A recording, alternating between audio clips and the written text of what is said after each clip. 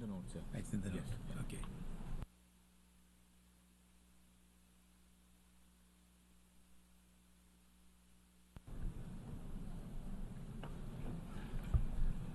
The 96th plenary meeting of the General Assembly is called to order.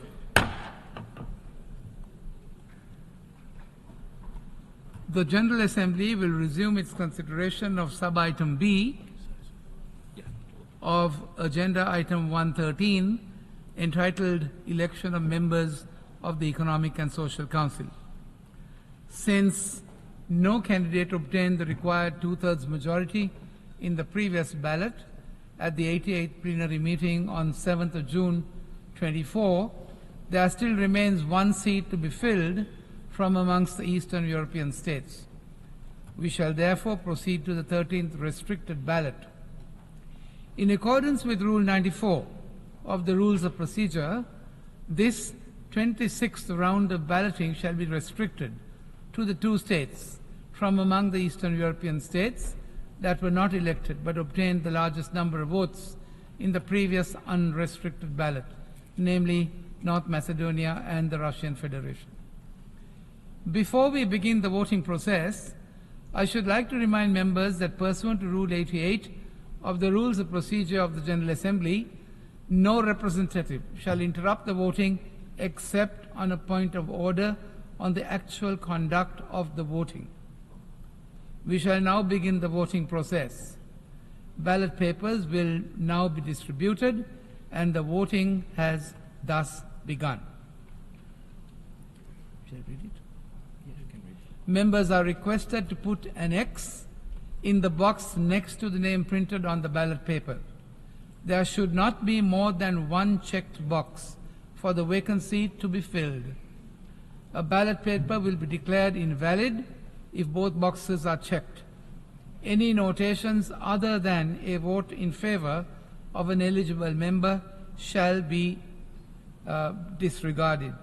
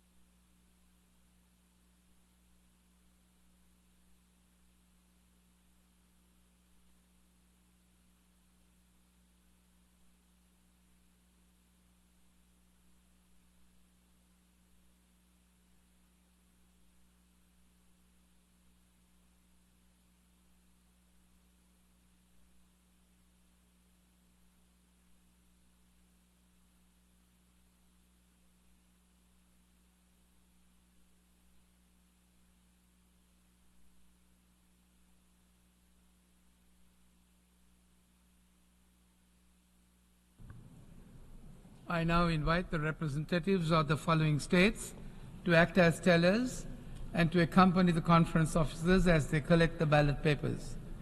Indonesia, Lithuania, Malta, Mexico, Namibia, and Singapore.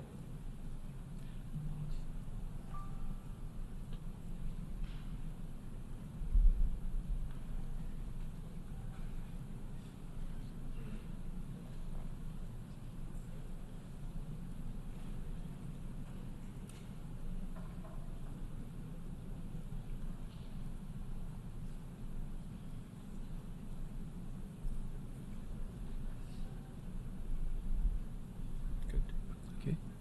Please proceed to collect the ballot papers.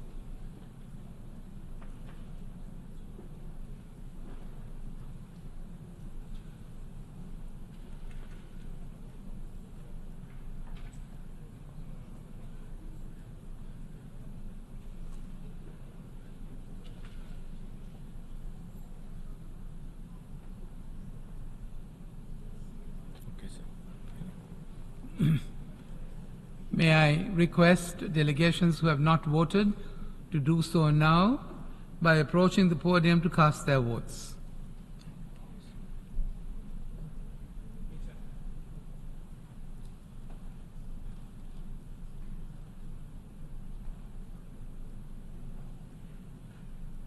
Okay.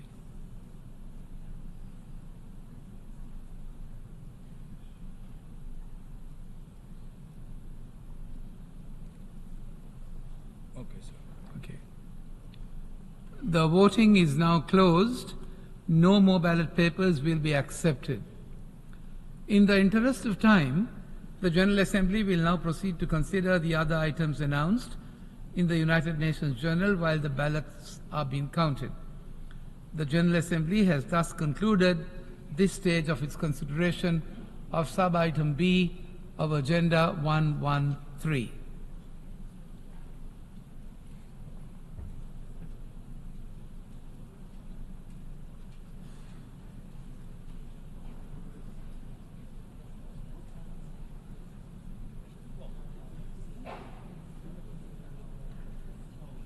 Shall we proceed? Yeah.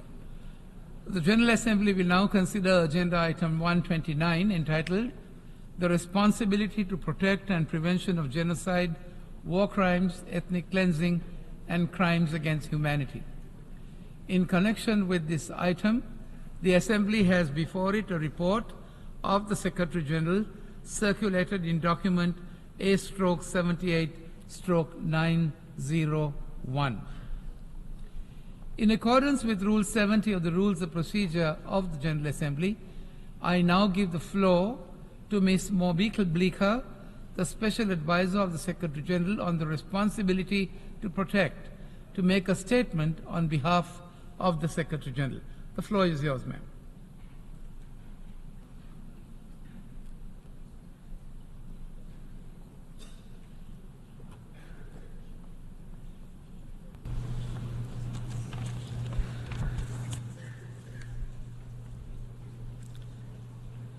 Mr. President, distinguished delegates, Excellencies, ladies and gentlemen, 19 years ago at the 2005 World Summit, the General Assembly recognized that each individual state has the responsibility to protect its populations from genocide, war crimes, ethnic cleansing, and crimes against humanity.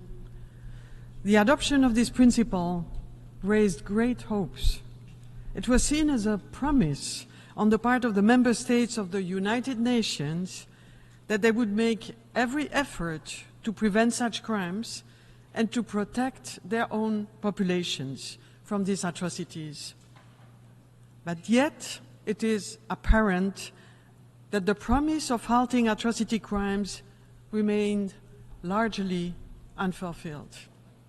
All too often, we react to early warnings about the risk of atrocity crimes with indifference or denial. We do not take timely decisions to prevent and halt atrocities, or we are shocked into inaction. Today we witness a blatant disregard, violation, and abuse of international humanitarian law and international human rights law by state and non-state actors in real time.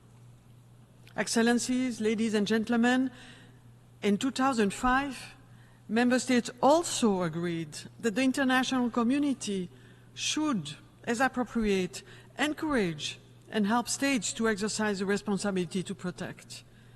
If peaceful means are inadequate and national authorities manifestly fail to protect their populations, the international community should stand ready to take collective actions.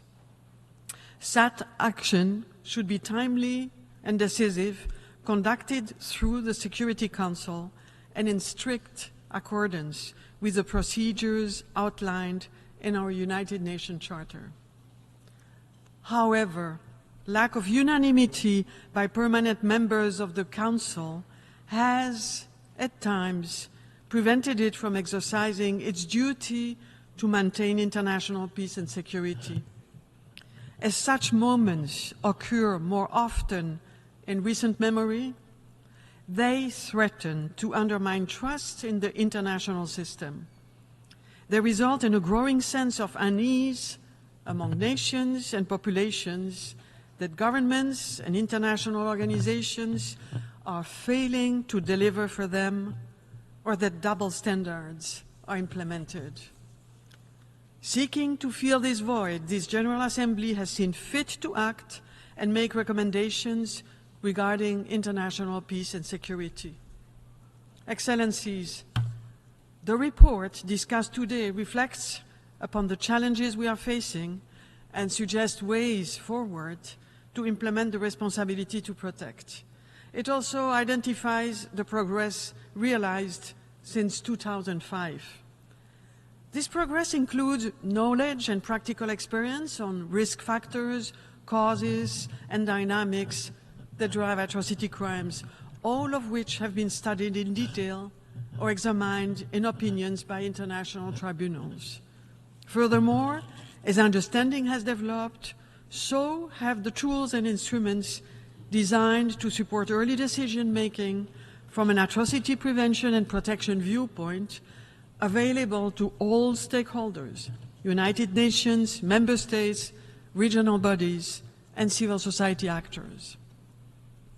Lessons learned from past experience demonstrate that no society is immune to atrocity crimes.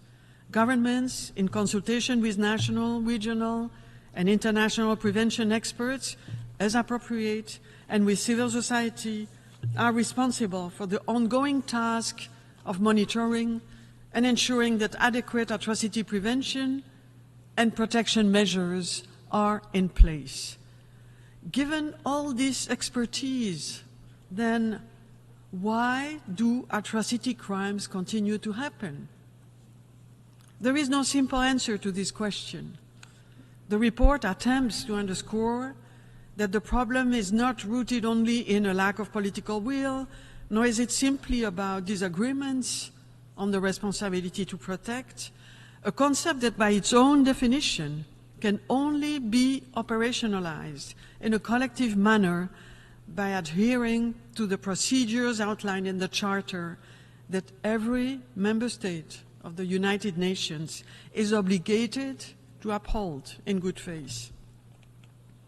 Rather, the report touches upon several more nuanced factors, among them the challenge of agreeing on measures that prevent and protect against atrocity crimes and how to implement them.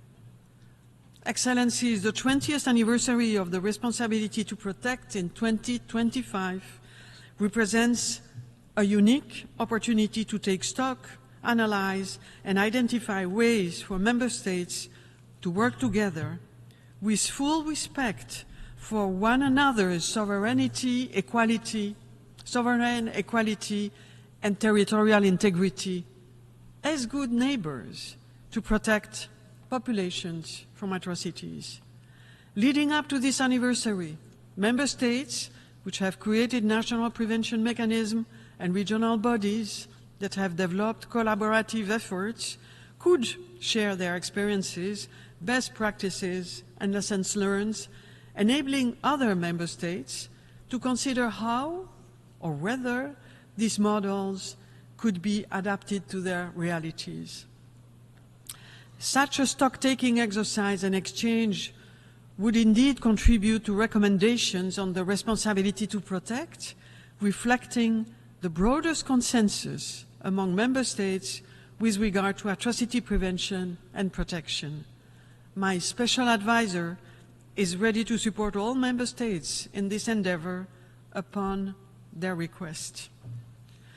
The responsibility to protect expresses our deepest commitment on a collective level to protect humanity from atrocities everywhere in the world. I'm very keen to listen to your recommendations to make our commitment a reality. Thank you very much. I thank the Special Advisor of the Secretary General on the responsibility to protect.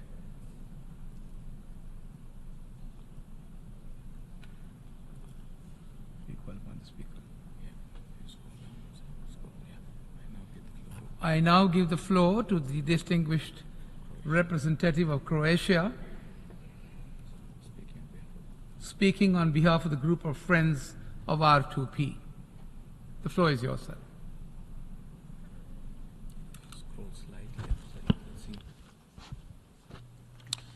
Mr. Vice President, dear colleagues, I have the honor of delivering this statement on behalf of the group of Friends of Responsibility to Protect, consisting of 55 member states and the European Union, and this year co-chaired by Croatia, Guatemala, and Morocco. We would like to thank the Secretary General's Special Advisor on Responsibility to Protect, Moblika, for her statement. As this is the first time Ms. Bleeker joins us in the General Assembly as the Special Advisor on R2P, we would like to welcome her. The late distribution of this year's thematic report of the Secretary-General did, unfortunately, not allow enough time for reflection and feedback. This is regrettable, as annual debates on R2P provide an important opportunity for Member States to reflect upon the contents of the report, consider its recommendations, and discuss with the wider UN membership progress and challenges in the context of report's theme. This year's debate is taking place when populations around the globe are facing extreme levels of violence, mass atrocities and displacement. Despite the international community's commitment to preventing and protecting civilians from atrocities, today we are bearing witness to a pervasive degradation of respect for civilian lives, an appalling disregard for the norms and laws designed to prevent the hazards of armed conflict and minimize their impact on civilians. Millions of people are enduring unspeakable suffering amid violence or repressive policies that target and persecute vulnerable populations, destroy civilian infrastructure and social fabric of society, including cultural property, and at times tears entire communities and countries apart. Far too many populations are facing extreme shortages of food, water and medicine as human-made humanitarian catastrophes continue to unfold and worsen, while humanitarian access is being deliberately obstructed or blocked, causing differentiated consequences for women and girls. Consistently upholding our collective responsibility to protect populations from atrocities, no matter who they are or where they are from, is critical and is the need of the hour. In the last 2 decades, considerable progress has been made in understanding the risk factors, causes, and dynamics that drive atrocities. Relevant information on risks of atrocities, the existing potential to prevent their occurrence, and the institutional capacity to protect vulnerable populations and to hold perpetrators of atrocity crimes accountable are widely available. Despite these advances, the international community has been unable to prevent the commission of atrocities in a number of critical cases. Today's debate is important for reaffirming our collective commitment to the responsibility to protect and to improve our responses, including by focusing on prevention and recognizing risk factors and indicators as patterns in the context in which they arise and addressing them in a timely manner. As we near the 20th anniversary since the adoption of the responsibility to protect, it is imperative that policies, practices and structures which enhance our preventive capabilities and ability to respond to unfolding crises be at the center of discussions and engender the necessary political will at all times. R2P should be paramount within our shared mission to advance peace and security, human rights, the rule of law, and development. Mr. President, in the context, we would like to reaffirm our full support to the mandate of the UN Secretary-General's Special Advisor on the Responsibility to Protect. As underlined in our statements at previous UNGA debates, we encourage the Secretary-General's 2 special advisors on the prevention of genocide and on R2P to use their leadership roles to advance atrocity prevention and R2P and highlight risks around the world. We urge the special advisors to strengthen these efforts, share their analysis with the wider UN membership, and regularly provide the necessary early warning assessment and recommendations on how to prevent atrocities, including to the Security Council, General Assembly, and the Human Rights Council. We also encourage the two special advisors to work with all relevant parts of the UN system to overcome silos and address atrocity risks holistically.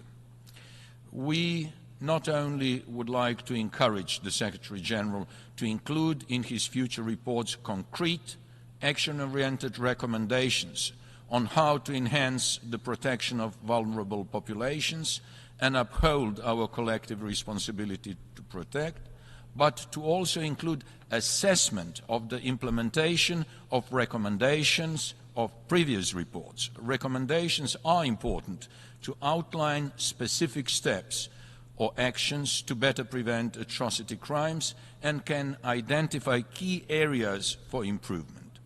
In addition, integrating conflict prevention into long-term development strategies and addressing socio-economic inequalities are essential to create conditions for sustainable peace and frameworks of accountability. We encourage broader participation and collaboration with civil society organizations to ensure that the voices of those most impacted by atrocities are heard and integrated into our strategies and policies.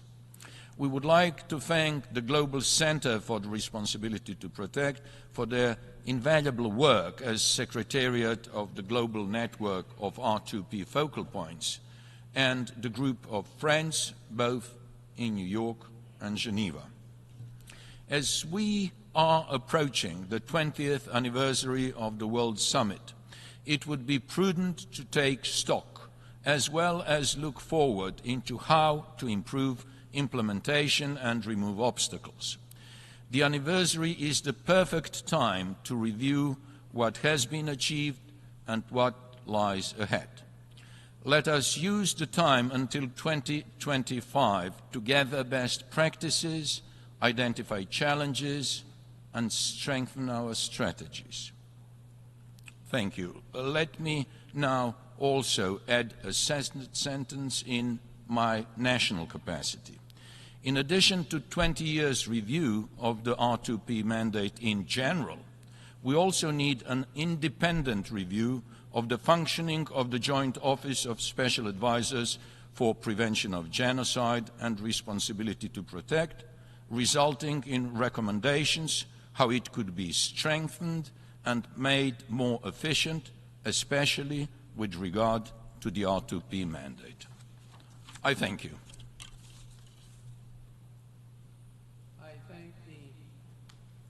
I thank the distinguished permanent representative of Croatia for his statement. I now give the floor to the distinguished permanent representative of the Kingdom of Netherlands on behalf of the Benelux countries. The floor is yours, ma'am.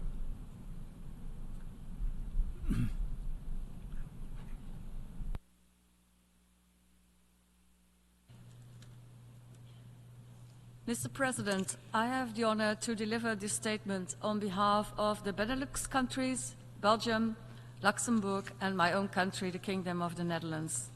We align ourselves with the statement just made by the group of friends of the responsibility to protect and the statement to be made by the European Union. Mr. President, the Benelux countries welcome the appointment of Mo Bleker as the Special Advisor to the Secretary General on the responsibility to protect. We reiterate our full support for her mandate and for the work of the United Nations Office on Genocide Prevention and the responsibility to protect. Our countries attach particular importance to the responsibility to protect, a norm that is an integral part of a just international order based on respect for the rule of law. Preventing atrocity crimes is a key task for the UN. It aligns with the UN's purpose of maintaining international peace and security, promoting human rights and fostering international cooperation as outlined in Article 1 of the UN Charter. Atrocity crimes affect all three pillars of the UN's work: and their costs go far beyond the monetary. These crimes affect the very fabric of societies. As a staunch supporter of R2P, we want to ensure a continuous, constructive and sustainable dialogue on prevention and protection. We reiterate the importance of the resolution to permanently include the responsibility to protect on the General Assembly's agenda. And it is crucial to recall our shared commitment to prevent mass atrocities and discuss strategies to better protect populations. In our view, collective efforts at all levels are necessary. At the national level, in cooperation with UN member states, and also at the multilateral level, in particular in the Security Council. If there is a clear signal that atrocity crimes are taking place, the Security Council has the responsibility to respond to this. Populations should be protected and universal human rights be respected at all times.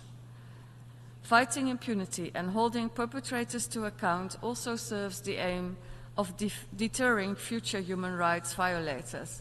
The Kingdom of the Netherlands is therefore proud to be the host state of the International Criminal Court, which unites countries from around the world in their ambition to end impunity for the most serious international crimes. We fully support the Court's mandate, including from the perspective of the responsibility to protect, because ensuring accountability helps to break cycles of impunity, violence and revenge, and thus contributes to atrocity prevention. We therefore call on all states to become parties to the Rome Statute. The ICC, however, is a court of last resort. It is states who have the primary responsibility for the investigation and prosecution of international crimes. In order to successfully investigate and prosecute international crimes at the national level, interstate cooperation is essential, as suspects, witnesses and evidence are often scattered all across the world. The Ljubljana-The Hague Convention is an important new instrument that offers present-day possibilities for cooperation between states, such as mutual legal assistance and extradition. As a multilateral treaty, the Ljubljana-The Hague Convention will allow states to establish a uniform legal framework together with a large number of other states. We therefore call on all states to become parties to the Ljubljana-The Hague Convention, as this will significantly strengthen our joint capacity to prosecute international crimes at the national level and will make a tangible contribution to the prevention of these crimes. It is also of utmost importance to exchange best practices on the strengthening of Pillar 1 and Pillar 2 of R2P. For that, we need to use all tools at our disposal. The Human Rights Council in Geneva plays a crucial role in this regard. In our view, the High Commissioner for Human Rights should have the mandate to brief the Human Rights Council and the Security Council on his or her own initiative when available data point to a heightened risk of human rights violations. This would further strengthen the cooperation and interaction between New York and Geneva, which is essential for our commitment to prevent mass atrocities. We also encourage the Secretary General to include an assessment of atrocity crime risks in his annual reports. Action-oriented reports with concrete follow-up on recommendations from previous reports would allow the international community to better implement the responsibility to protect. And finally, the role of civil society is indispensable at the local, regional, national and international levels. At all these levels, NGOs such as the Global Center for the Responsibility to Protect and other organizations within the International Coalition for R2P support countries in fulfilling their international obligations. Our engagement with the responsibility to protect principle is clear. Let us practice what we preach to prevent atrocity crimes from happening together. We reiterate the urgent need for member states to fulfill their obligations under international human rights law, international humanitarian law, and international refugee law, which are fundamental to the commitment to the responsibility to protect. Allow me to conclude by emphasizing that the responsibility to protect civilian populations lies primarily with the states concerned, and we therefore urge all member states to assume their responsibility to protect in order to advance security, peace and human rights for all. I thank you.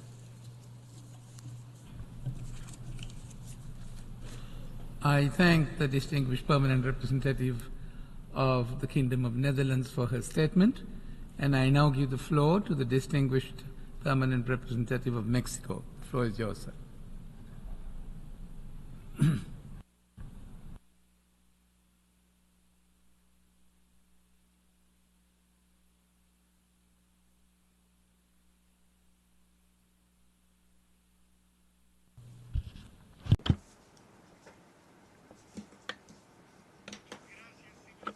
Thank you very much, Mr. President. I have the great honor of speaking on behalf of France and Mexico. Responsibility calls on us to prevent horrific crimes before they occur, and if they do, to respond in a convincing way when they do occur. In 2005, we committed ourselves to put an end to the most serious forms of violence and persecution. History has demonstrated to us the cost of inaction. We have witnessed the devastating consequences that occur when the international community does not act in a timely way. The sovereignty of states implies the responsibility to adopt the necessary measures for the well-being of our populations.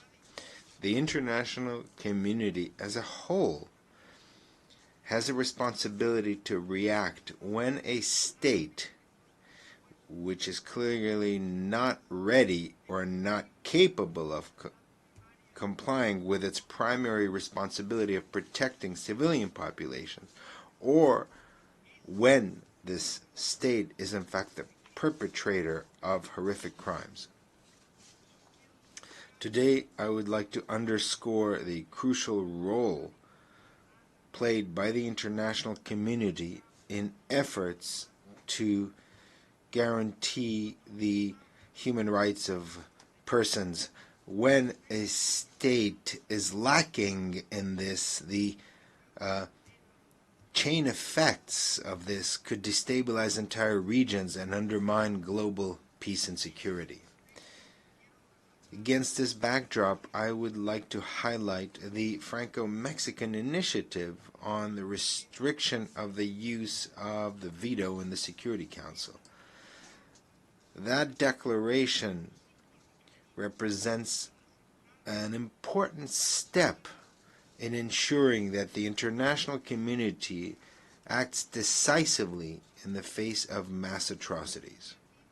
The initiative makes an appeal to the permanent members of the Security Council to restrict the use of the veto, especially when it is necessary to act to prevent or respond to possible acts of genocide, war crimes, ethnic cleansing, or crimes against humanity. Mr. President, the use of the veto should never be an instrument of political convenience, and it should not prevent perpetrators of crime from being held accountable for the atrocities committed. The Franco-Mexican initiative reminds the Security Council that it has a duty to act in the face of such crimes. This initiative does not only aim to strengthen our collective capacity to prevent the most serious atrocities in the framework of the United Nations, it also aims to guarantee that the international community can uphold the principles of justice and human dignity that are enshrined in the United Nations Charter. We are living in a very difficult time where multilateralism and international law are being tested every single day. It is therefore time for us to raise our voice and to act.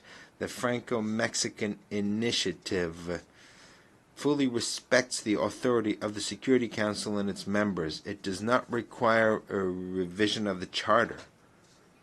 All it needs is simply the political will. Consequently, we would like to take advantage of this opportunity to urge all states that haven't done so yet, and in particular the permanent members of the Security Council, to join this initiative. The formal debate today is more important than ever to strengthen our capacities for prevention and response, and to renew our collective engagement to alleviate the suffering of civilian populations and put an end to violence. We would like to take this opportunity to reiterate our consternation in the face of the worsening humanitarian situation in many parts of the world. Thank you very much.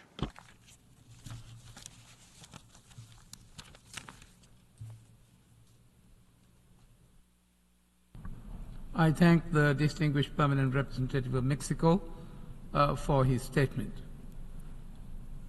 Excellencies, distinguished delegates, as the counting of the ballots have been completed for the election of a member of the Economic and Social Council, I will now briefly suspend the debate of this item.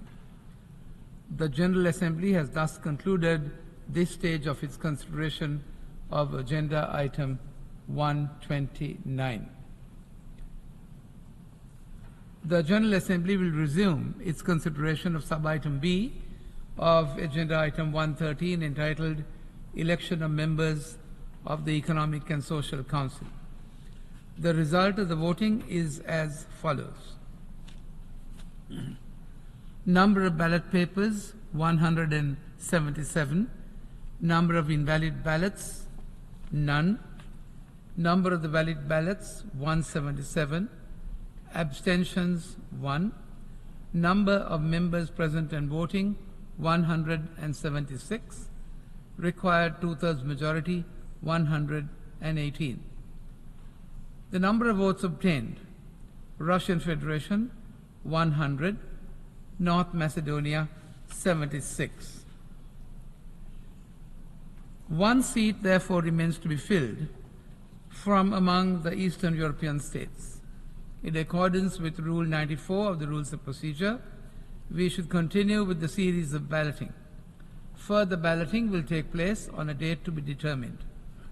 The General Assembly has thus concluded this stage of its consideration of Sub-Item B of Agenda Item 113. The General Assembly will resume now its consideration of Agenda Item 129, entitled The Responsibility to Protect and the Prevention of Genocide, War Crimes, Ethnic Cleansing, and Crimes Against Humanity, to continue the debate on the item.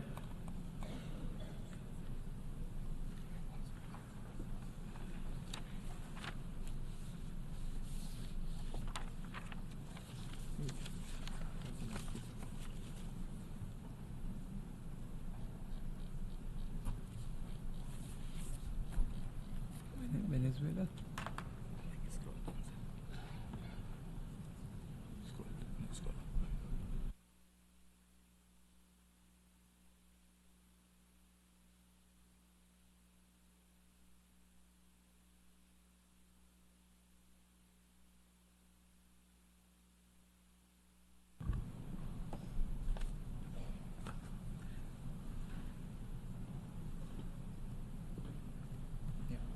I now give the floor to the distinguished representative of the Bolivarian Republic of Venezuela on behalf of the Group of Friends in Defense of the Charter of the United Nations. The floor is yours.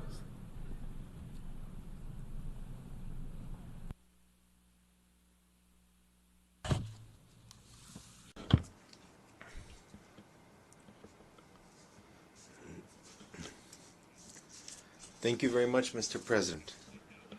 The Bolivarian Republic of Venezuela has the honor of speaking on behalf of the Group of Friends in defense of the UN Charter, whose member states reaffirm their commitment to the respect, promotion, and protection of all human rights and fundamental freedoms to which we attach great importance. In this context, we would like to express our categoric rejection of the crimes against humanity, war crimes, ethnic cleansing, and genocide, while at the same time highlighting the central role of states as guarantors of the security and well-being of their respective populations. Mr. President, the Group of Friends considers that the United Nations Charter is the code of conduct that has regulated international relations among states over the past 78 years, based on principles that, in addition to being the basis for international law, continue to be as valid today as they were in 1945. For this reason, we'd like to make an appeal to countries to defend the international system, whose central nucleus is the United Nations, as well as to defend the international order based on international law and the basic norms of international relations founded on the purposes and principles enshrined in the Charter.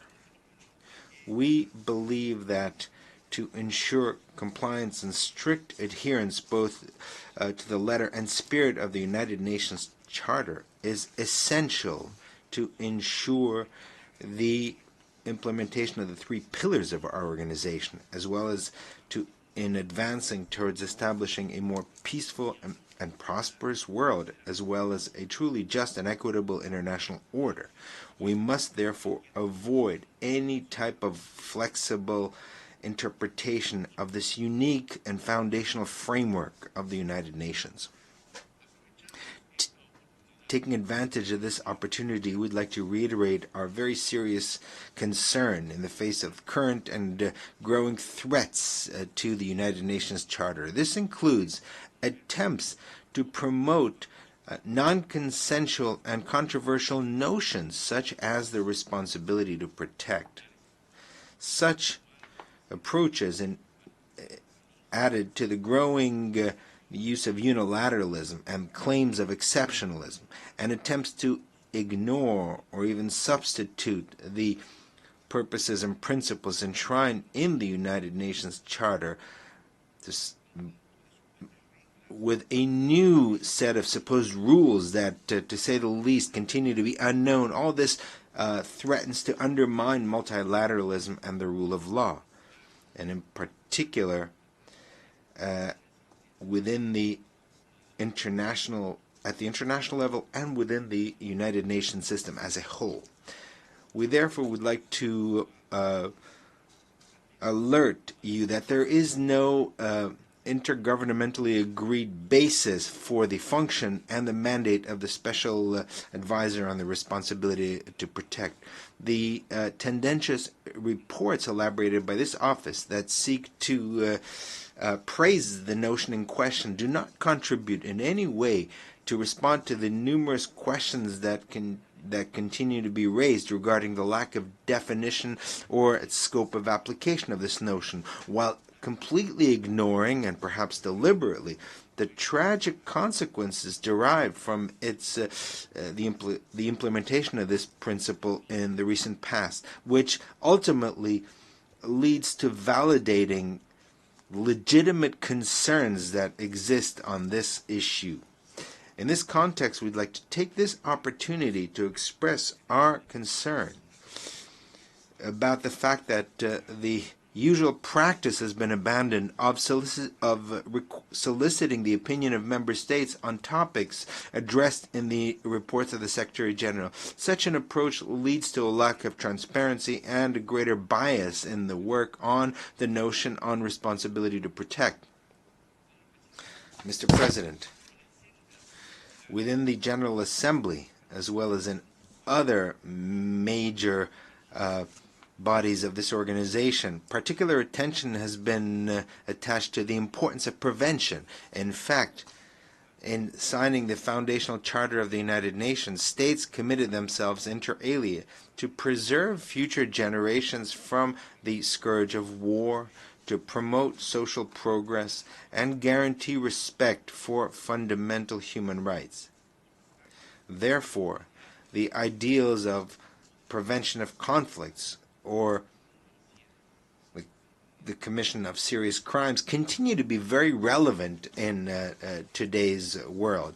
However, the emphasis of the Secretary General on prevention in its most recent report in the context of the notion of responsibility to protect in fact is completely artificial. It is unjust to assert that supposed deep causes of violations and abuses that must be addressed through the notion of the responsibility to protect are derived from the internal problems of the affected states, including due to a supposed lack of security or good governance. We all know, for example, that this has not been the case in countries in which this notion has been applied, and such that these conditions and the consequent crisis have often been the consequence of direct foreign intervention or obscure plans at the service of foreign geopolitical interests, and not the interests of the peoples that were claimed that for which the intention was to protect by implying this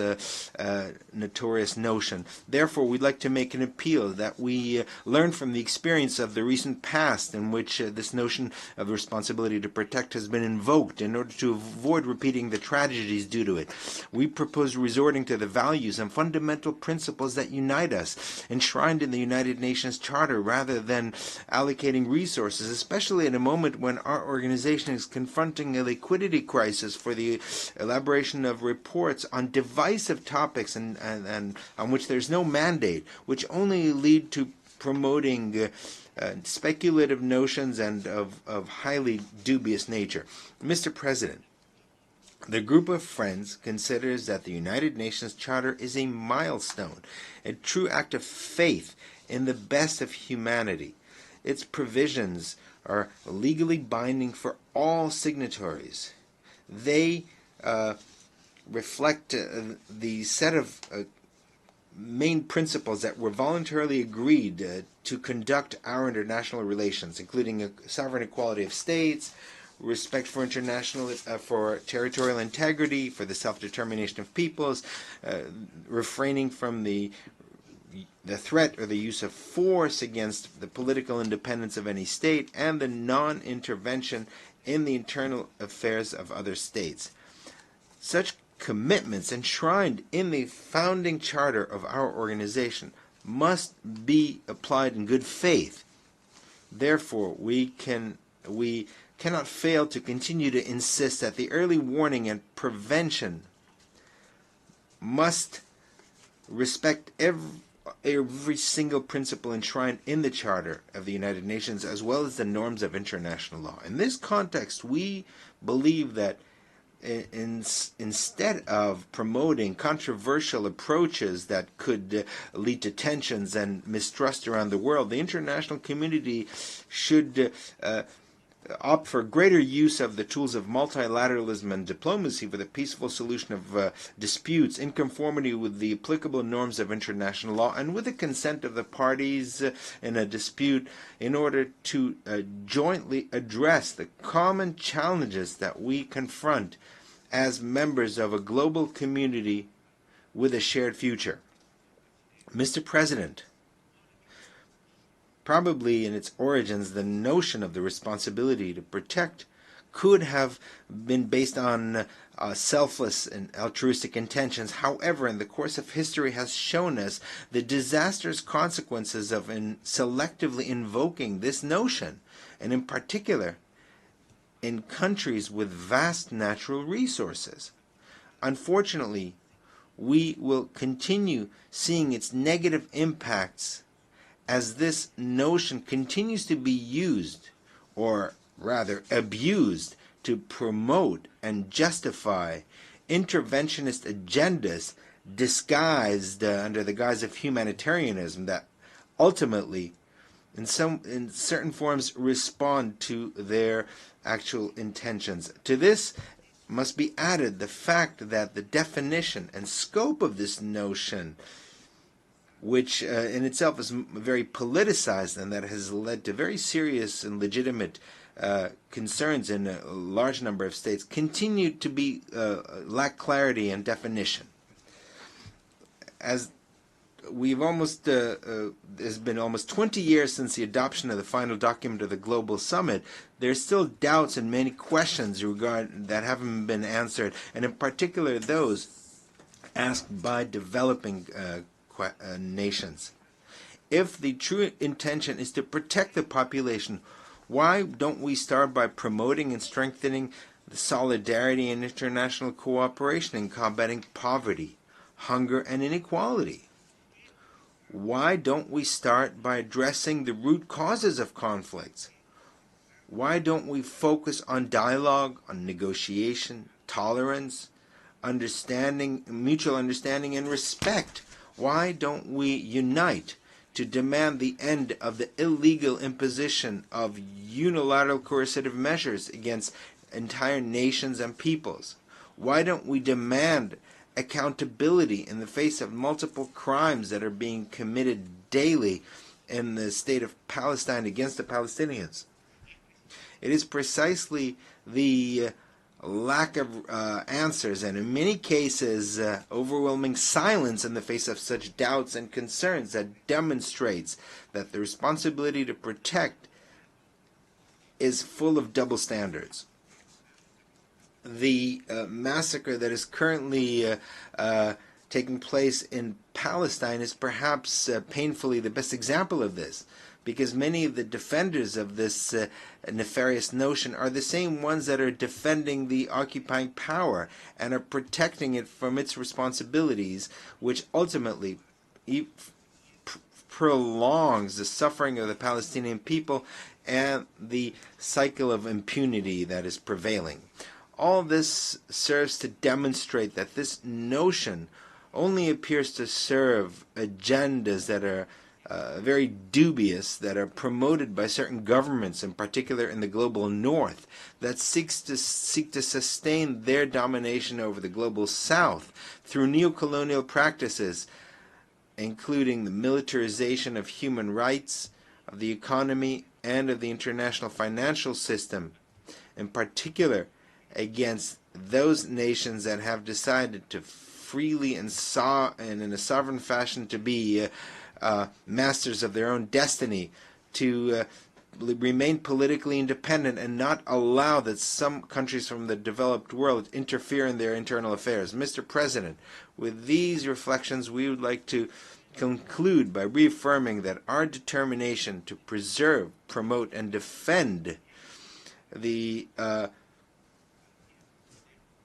relevance of the United Nations Charter remains, while making it an appeal to all responsible members of the international community who, on the one hand, desist from practices or promote those practices that are damaging, and in quite to the contrary, to commit in good faith to effectively honor the aspirations of us, the peoples of the United Nations. Thank you very much, Mr. President. I thank the distinguished representative of the Bolivarian Republic of Venezuela for his statement, and I now give the floor to the distinguished representative of Latvia on behalf of the Nordic Baltic countries. The floor is yours.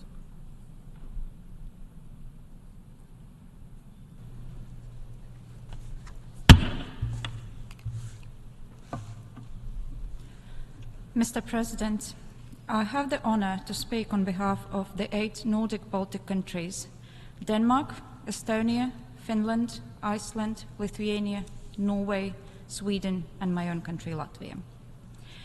We would like to thank the Secretary General for the 16th thematic report entitled "The Commitment to Prevent and Protect Populations from Atrocity Crimes." Today's opportunity to discuss the new Right to Protect report and the state of atrocity prevention with the newly appointed UN Special Advisor on R2P is appreciated. We underscore the importance of the Special Advisors on R2P regular presence in New York to help advance the implementation of R2P together with both UN member states and the UN Secretariat. Despite our shared commitment, rooted in the UN Charter, to save succeeding generations from the scourge of war, to practice tolerance and live together in peace with one another as good neighbors, the Secretary-General's report is another stark reminder that the world is facing the highest number of violent conflicts since the Second World War. States and non-state actors commit atrocities against civilians, sexual and gender-based violence has increased, and deadlocks within the Security Council have kept it from effectively carrying out its duty to maintain international peace and prevent atrocity crimes. In times like these, R2P demands our active contributions and our unwavering resolve. All UN member states have a shared responsibility to prevent and respond to atrocity crimes, and the Secretary-General's report would, therefore, have benefited from recommendations for the full implementation of the R2P. We continue to call on the Secretary-General's two special advisors on R2P and genocide prevention and their office to jointly develop and share practical recommendations on atrocity prevention. They should provide member states and the wider UN system with concrete, timely and practical advice on how to better implement the R2P and genocide prevention when atrocity risks emerge or atrocity crimes are committed in specific countries. We also call on the Office to develop and share regular updates about the root causes and warning signs of new atrocity crimes. Practical examples will help increase our understanding on how to more effectively translate the R2P principle into concrete action and to prevent them in the first place. Moreover, we agree with the report that we must recognize the vital role of regional organizations in implementing the three pillars of the responsibility to protect. In our view, sincere regional cooperation can contribute to effectively early warning, rapid response, and long-term stabilization efforts to help prevent new atrocities. Member states must work hand in hand with regional bodies to address the recommendations contained in the report before us. Accountability is an essential part of how we build resilient societies. We reiterate the importance of the fight against impunity and ensuring victims' rights, as well as accountability for international crimes and for violations of international law, irrespective of where or in which context they occur. We support establishment of a special tribunal for the crime of aggression to address Russia's invasion of Ukraine, which has led to numerous atrocity crimes we seek to prevent under R2P. If there are no consequences for violations, impunity festers and violations recur. Finally, we take this opportunity to reiterate the importance of a forward-looking assessment of the state of R2P and its implementation both at the national, regional and global level as we prepare for the 20th anniversary of the World Summit Outcome document next year. And we invite the Special Advisor to share her ideas for such an assessment with Member States. I thank you.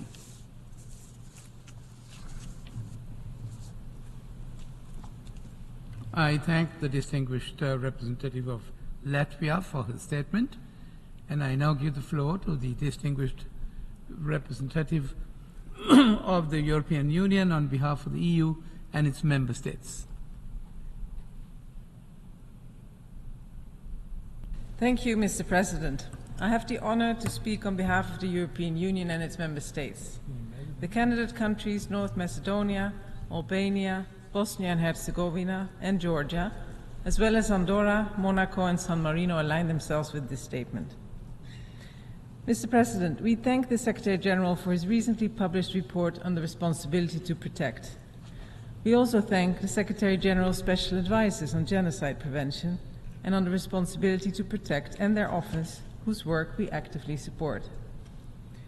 The concept of responsibility to protect emerged in reaction to the horrible experiences of mass atrocities we witnessed in the 20th century, notably the Holocaust, the genocide and crimes against humanity committed in the killing fields of Cambodia, and the genocides in Rwanda and the former Yugoslavia.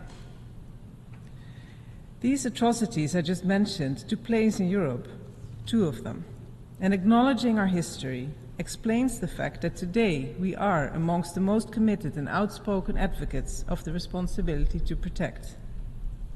The imperative need for each state to protect its population from genocide, crimes against humanity, war crimes, and ethnic cleansing, and to use our best efforts to prevent such crimes, including their incitement, is a lesson that stems from these experiences and from our own history.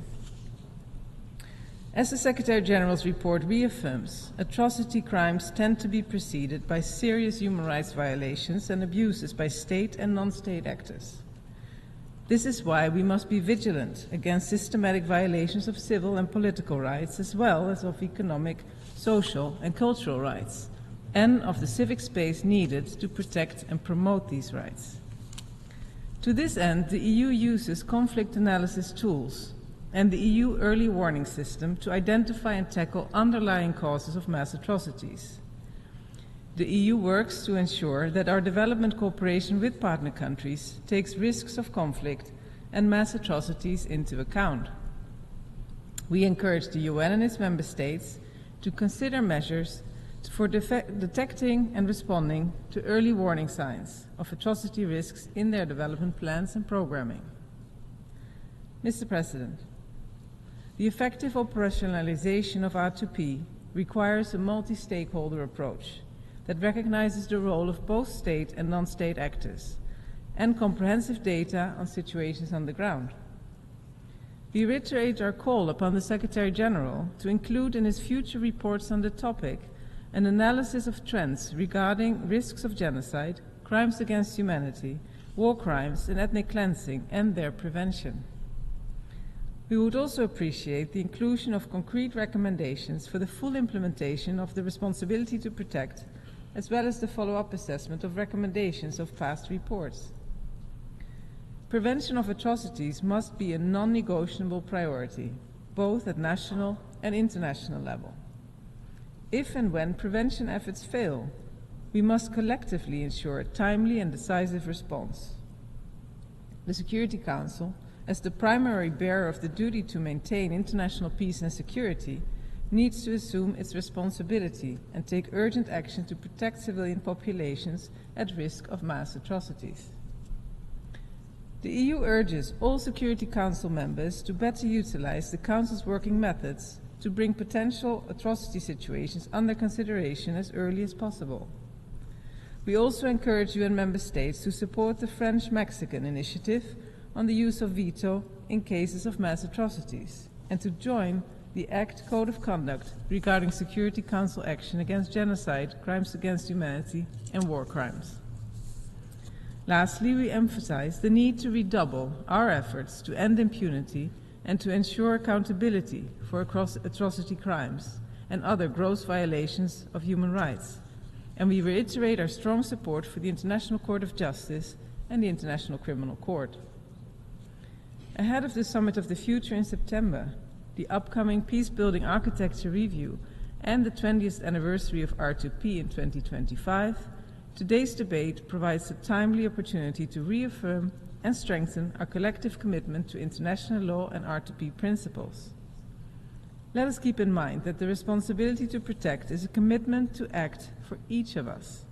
Each state is to assess its own situation and specific challenges to prevent mass atrocities and protect its population. As the Secretary-General states in his report, failure of the international community to prevent and address atrocity crimes and protect civilians erodes trust in our multilateral system. It's time for us all to achieve more tangible results in this regard. I thank you. I thank the distinguished representative of the European Union for her statement, and I now give the floor to the distinguished permanent representative of Australia.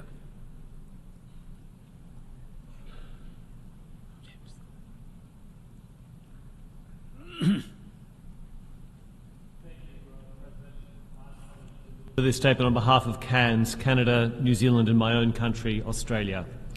I thank the Special Advisor on the Responsibility to Protect, Ms Moot, for presenting the UN Secretary-General's thematic report for 2024. We welcome her appointment and look forward to supporting her in her role. This debate provides an important moment for us to reflect on the political and moral commitment we unanimously made 19 years ago to prevent and protect populations from atrocity crimes. Yet despite our efforts, we continue to see the perpetration of atrocities in numerous situations around the world. The Secretary-General's latest report outlines worrying global trends. Of particular concern, it notes that Member States have sometimes met early warning or evidence of atrocity crimes with indifference, denial, or even active repression. We cannot allow these trends to continue. CANS believes Responsibility to Protect can continue to make an important contribution to protecting our populations. We are aware of concerns around the intention of R2P.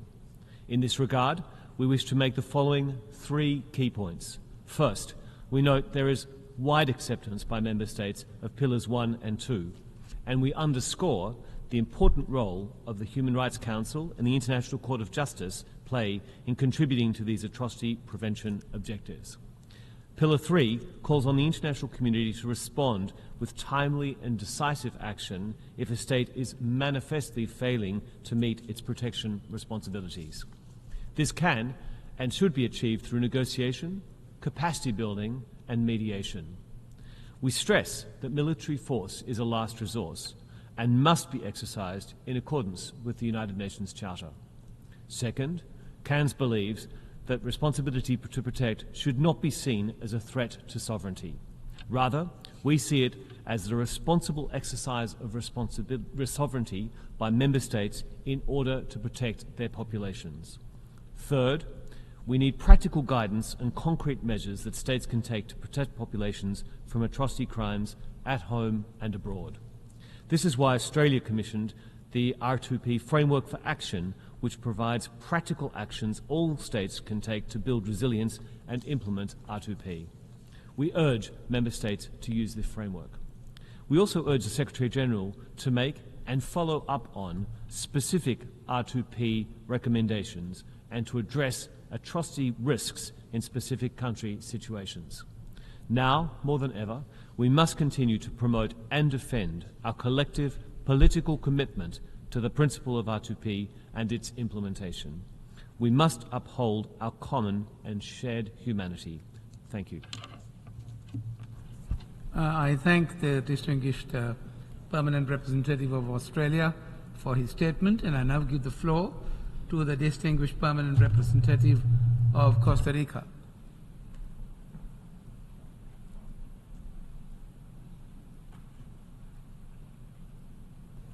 Costa Rica.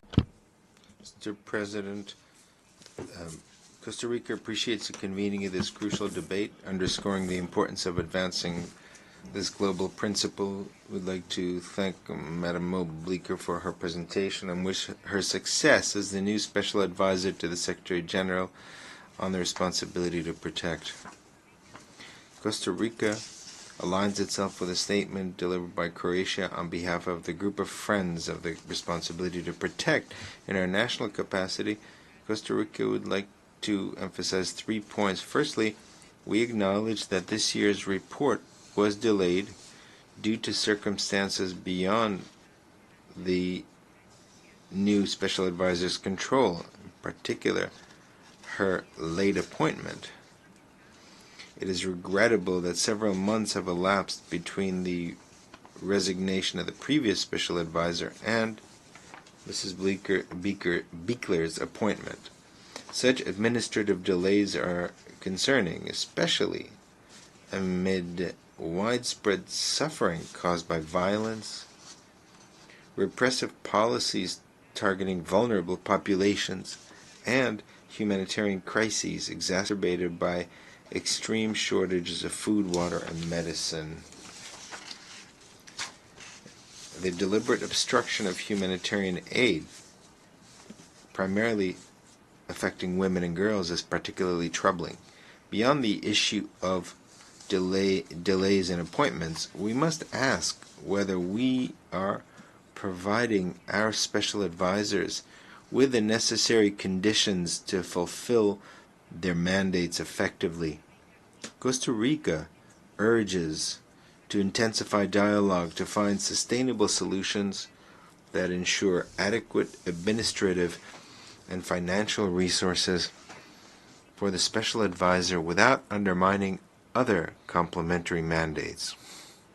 Second, we appreciate this year's report's focus on evaluating the current state of the prevention and protection against atrocity crimes.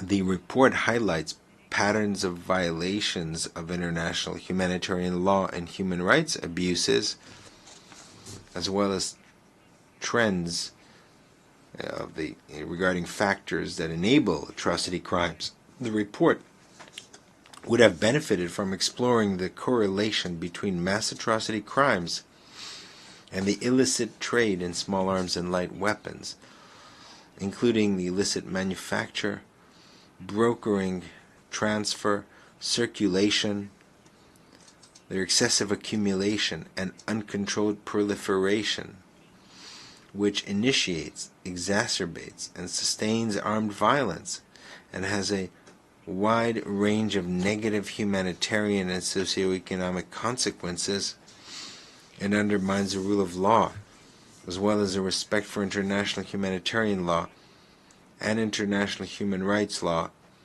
and impedes the provision of humanitarian assistance to people affected by armed violence, particularly where state capacities are weak. In this context, Costa Rica, having presided over the 4th United Nations Conference to review progress in the implementation of the Program of Action to prevent, combat, and eradicate the illicit trade in small arms and light weapons in all its aspects, including its international tracing instrument, which concluded last Friday, underscores the critical need to forge synergies and complementarities between the responsibility to protect agenda and arms control agenda, specifically with small arms and light weapons and their ammunition. The illicit proliferation of these weapons and their ammunition not only exacerbates conflicts, but also amplifies the likelihood of atrocity crimes. Thirdly, the report highlights the pervasive misuse of digital technologies in disseminating misinformation, disinformation, and hate speech, often fueling violence and specifically targeting minorities. Social media has exacerbated the propagation of gender-based hate speech, resulting in profound psychological, social, and safety repercussions for women, thereby impeding their full and equitable participation in society, both in peacetime and amid conflict and its aftermath. Women are indispensable throughout all phases of the responsibility to protect framework. They excel in sounding early alarms before conflicts escalate, leveraging their community ties and awareness. During conflicts, women often lead in mediation and negotiation efforts, yet they remain disproportionately vulnerable to gender-based violence, demanding urgent, gender-sensitive policies. In post-conflict settings, despite their crucial roles in mediation and reconciliation, women are frequently sidelined. Without prioritizing women, lasting peace, which is the very goal of responsibility to protect, strives to achieve, hangs in a precarious balance. In this regard, Costa Rica Deeply thanks Madam Alice Warimunderitu, Undersecretary General and Special Advisor on the Prevention of Genocide, for her pivotal support in developing our National Plan of Action against hate speech and disinformation. Our National Plan of Action empowers victims of hate speech with legal aid and hotlines, prioritizes education for prevention, employs artificial intelligence for accountability, and engages all sectors.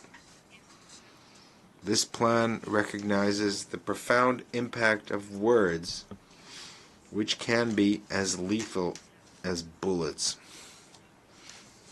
Mr. President, Costa Rica agrees with the challenges outlined in the report, and we call for instilling a culture of prevention which is not merely an option, but a moral responsibility within the framework of the responsibility to protect. Our task now is to enhance our collective efforts in prevention and protection, especially as we approach the 20th anniversary of the commitments affirmed in the 2005 World Summit Outcome Document. I thank you. I thank the distinguished permanent representative of Costa Rica for her statement, and I now give the floor to the distinguished representative of Morocco. The floor is yours, ma'am.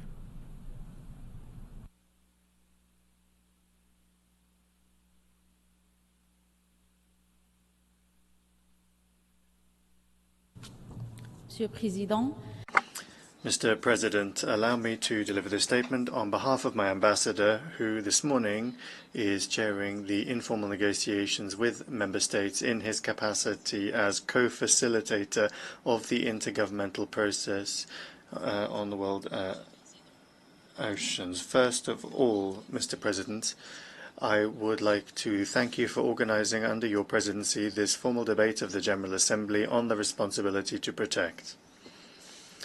This year's debates are taking place at a time marked by an exacerbation in discrimination, abuses, violence, hate speech, armed conflict, and even crimes against humanity. It is therefore important that we reaffirm our collective commitment to the responsibility to protect, so that we can improve the ability of the international community to prevent genocide, war crimes, crimes against humanity, and ethnic cleansing. Since the publication of the first report of the Secretary-General on the implementation of responsibility to protect in 2009, this concept has taken on a new dimension in the light of recent developments with the emergence of new threats, actors, and crises. As co-chair of the Group of Friends on the Responsibility to Protect, Morocco reiterates its firm conviction that the responsibility to protect necessarily involves reconciling democracy and the rule of law, as well as the implementation of the provisions of international humanitarian law and human rights law. What's more, the Kingdom of Morocco would like to take this opportunity to welcome the recent appointment of Ms. Moblika to the post of Special Advisor for Responsibility to Protect, and to sincerely thank her for her statement and for her efforts. My delegation also welcomes the relevance of the recent report of the Secretary-General, A78/901, which attaches particular importance to prevention, to identifying risk factors and indicators that could allow for the commission of crimes of atrocity in the short and in the long term, and above all, to conducting regular evaluations of new momentums that are both existing and emerging ones to better strengthen the protection of civilian populations. Mr. President, I would now like to express the point of view of my delegation regarding the following elements. Firstly, the Kingdom of Morocco has always prioritized a consensus-based approach to responsibility to protect. Hence, its conviction that in order to move forward with R2P, we need to have a prevention program. No member state nor region can consider itself immune to the risks of crimes of atrocity. Hence, the importance of establishing an institutional architecture that is robust at the national level to not only defend the rule of law, but also, and in particular, to promote and respect human rights, to ensure peace and security, and to guarantee development. Secondly, Morocco is very convinced that there is no better investment for the international community than to invest in national resilience. In that context, Morocco is firmly committed to the full implementation of the FEZ Plan of Action, which highlights the exemplary role of religious leaders in combating hate speech and preventing violent extremism. Two potential important factors could lead to mass atrocities. The Rabat Action Plan on the ban on the call to national, ethnic or religious hatred was designed to this end. Combating hate speech is a major precursor to protecting human rights, and Morocco has made combating this a national and international priority.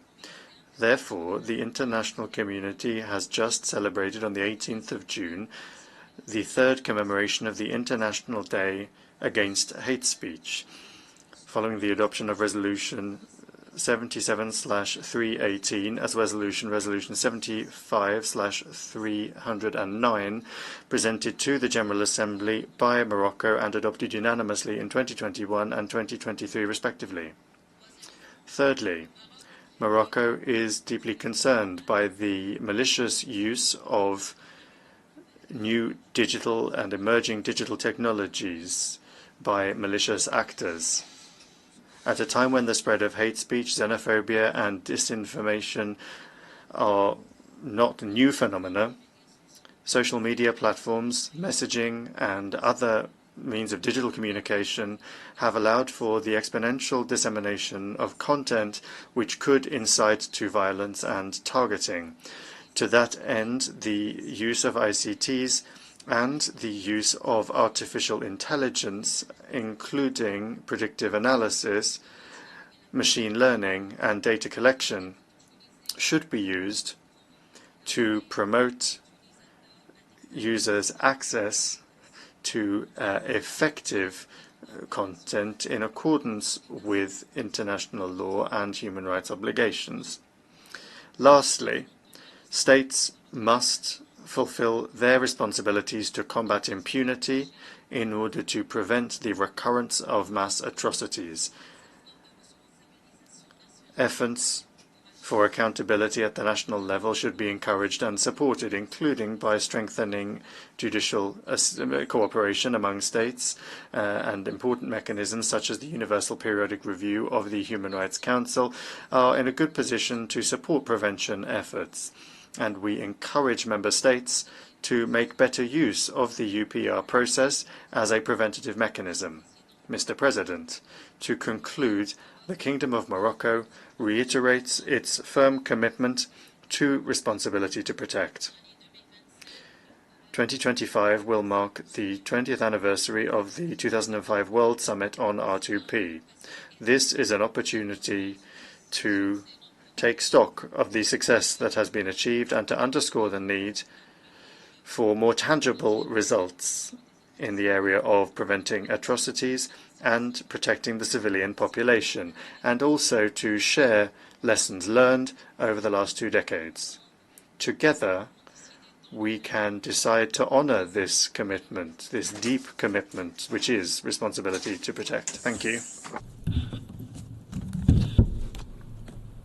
I thank the distinguished representative of Morocco for her statement, and I now give the floor to the distinguished permanent representative of Guatemala. The floor is yours, ma'am.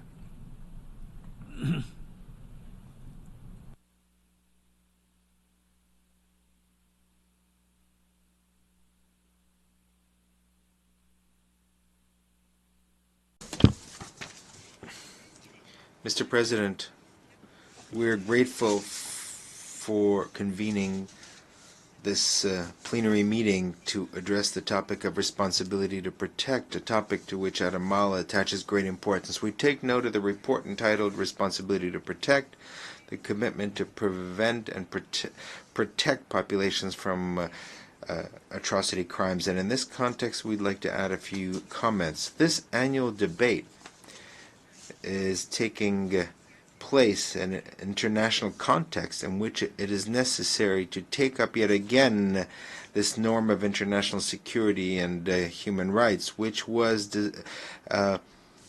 elaborated through Resolution 60/1 at the Global Summit of the United Nations in 2005, with the ultimate aim of helping to protect populations from genocide, war crimes, ethnic cleansing, and crimes against humanity. Guatemala is pleased that there is a formal debate that is being held in the General Assembly on the responsibility to protect. We acknowledge the effort undertaken by all member states who supported the resolution in the General Assembly, which authorizes the Secretary General to issue an annual report and for this item to be included on a permanent basis on the agenda of the General Assembly. The adoption of that resolution reflected the interest of member states in raising awareness and sharing best practices on how to improve our individual and collective capacity to prevent genocide, war crimes,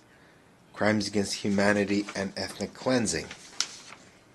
Mr. President, the responsibility to protect continues to be the most effective principle to prevent these very serious threats. Each state has the primary responsibility of protecting its population and preventing the commission of atrocities, as we've seen in the past. And this is precisely what underscores the origin and the relevance of the responsibility to protect as far as its application in today's world. It's a principle that is based on the purposes and principles of the United Nations Charter, and in particular the principle of preserving future generations from the scourge of war and promoting peace among peoples and nations. This year we are celebrating the 76th anniversary of the adoption of the Universal Declaration of Human Rights, which is a reason for which the responsibility to protect should be recognized as an exceptional way of defending populations from mass atrocities, and it should be strengthened further, in particular in light of new flare-ups of tension in which predominate patterns that are similar to those that in the worst cases lead to the commission of new crimes against humanity and ethnic cleansing. Likewise, we like to reaffirm that the 2030 Agenda for Sustainable Development provides a framework for global cooperation to achieving a better future, a more sustainable future that could significantly contribute to efforts to prevent atrocities. The eradication of poverty and providing assistance for development could address instability, which could trigger the commission of atrocity crimes. So we'd like to also congratulate the appointment of Madam Moot by the Secretary General as Special Advisor for the responsibility to protect. It's important that we take advantage of the work of special advisors that could be extremely valuable for the work of the intergovernmental organs of the United Nations, including the Security Council and the Human Rights Council. Mr. President, allow me to remind everyone that Guatemala has supported the resolutions on the responsibility to protect since their initial adoption. And since 2006, we are members of the Group of Friends on the Responsibility to Protect, which has the ultimate goal of highlighting the relevance of this important principle and the prevention of atrocities, and that these are closely linked in the agendas of the United Nations. For this reason, and due to the importance that we attach to this norm, starting from this year, Guatemala co-chairs the Group of Friends in New York on the responsibility to protect, together with the delegations of Croatia and Morocco. From our national perspective, the responsibility to protect is a principle that is fully in line with our Constitution because the state of Guatemala is committed to protecting the individuals and families, and our ultimate goal is ensuring their well-being. And against that backdrop, with the goal of protecting our civilians, Guatemala is honored to be a country that contributes to peacekeeping of the United Nations. My delegation would like to reiterate the appeal to defend international obligations that are derived from international human rights law, as well as international law and law of refugees, because an important component of protecting civilian population is all these are inherently linked. Guatemala recognizes that the principle of the responsibility to protect is complementary to the concept of sustaining peace, because it puts priority on respect and compliance and upholding of human rights based on a preventive approach in order to avoid conflict. To conclude, we welcome coordinated efforts and the work of the Office for the Prevention of Genocide and Responsibility to Protect, as well as the activities of the Global Center for the Responsibility to Protect. However, we also consider that it is necessary to carry out an evaluation of the functioning of the joint offices of the special advisors on the prevention of genocide and the responsibility to protect in order to strengthen their mandates and effectiveness, especially as we commemorate the 20th anniversary of the adoption of the principle of the responsibility to protect. Thank you very much. I thank the distinguished permanent representative of Guatemala for her statement, and I now give the floor to the distinguished permanent representative of Armenia.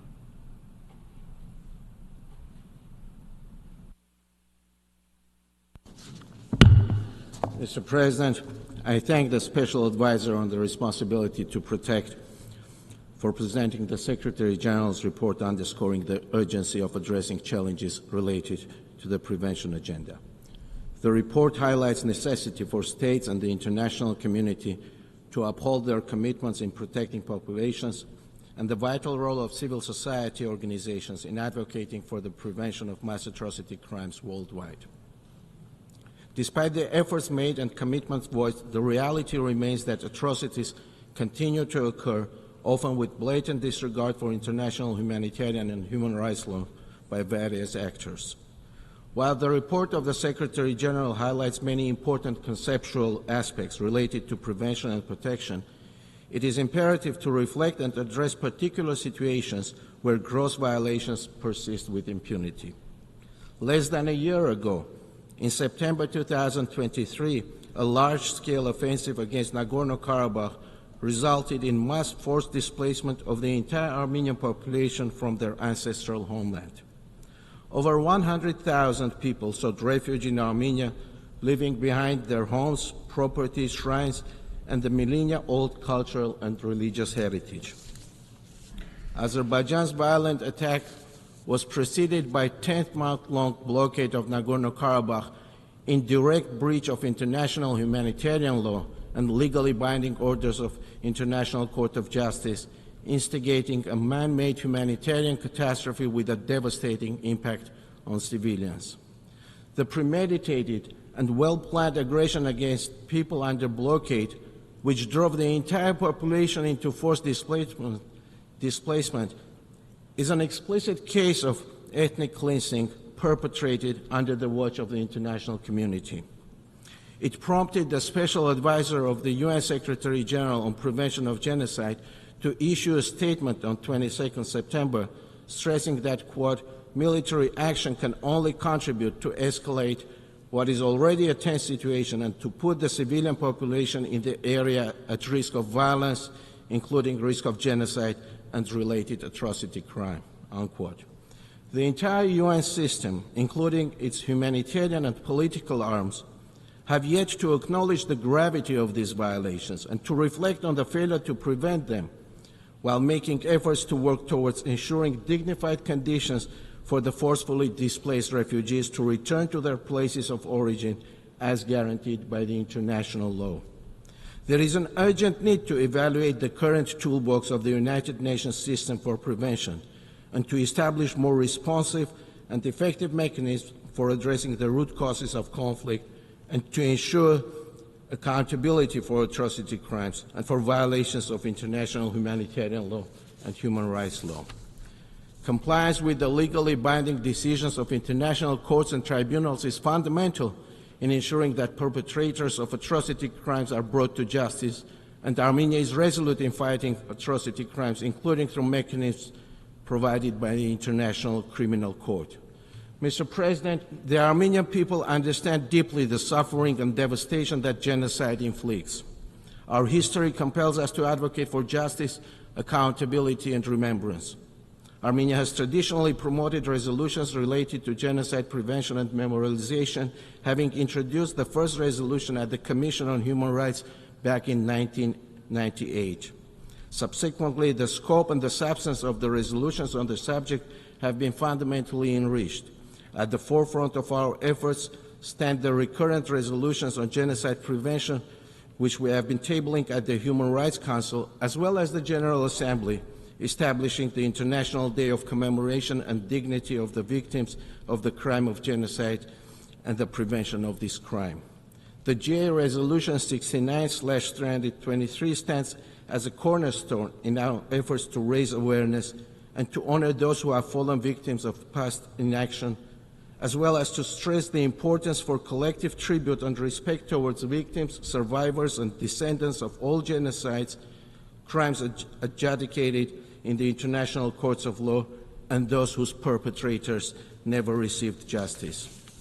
Armenia has been regularly hosting global forum against the crime of genocide, attended by public figures, religious, academic, civil society, and media representatives from across the world to contribute to multilateral efforts in promoting the global prevention agenda. The 5th Global Forum Against the Crime of Genocide, to be held in December, will elaborate on the challenges of early warning and timely action and the ways to strengthen the effectiveness of international mechanisms in addressing the risk of atrocity crimes. Mr. President, as the report of the Secretary General indicates, failure to effectively protect populations from atrocities erodes the international system. Without preventive action to address these challenges, the cycle of atrocities and human suffering will persist, undermining the fundamental principles of justice, human dignity, and respect for human rights on a global scale. It is imperative to bridge this implementation gap by refining strategies, enhancing the capacities of relevant stakeholders, and focusing and fostering a culture of proactive intervention to address the root causes of atrocities before they escalate. I thank you. I thank the distinguished permanent representative of Armenia for his statement, and I now give the floor to the distinguished representative of Hungary.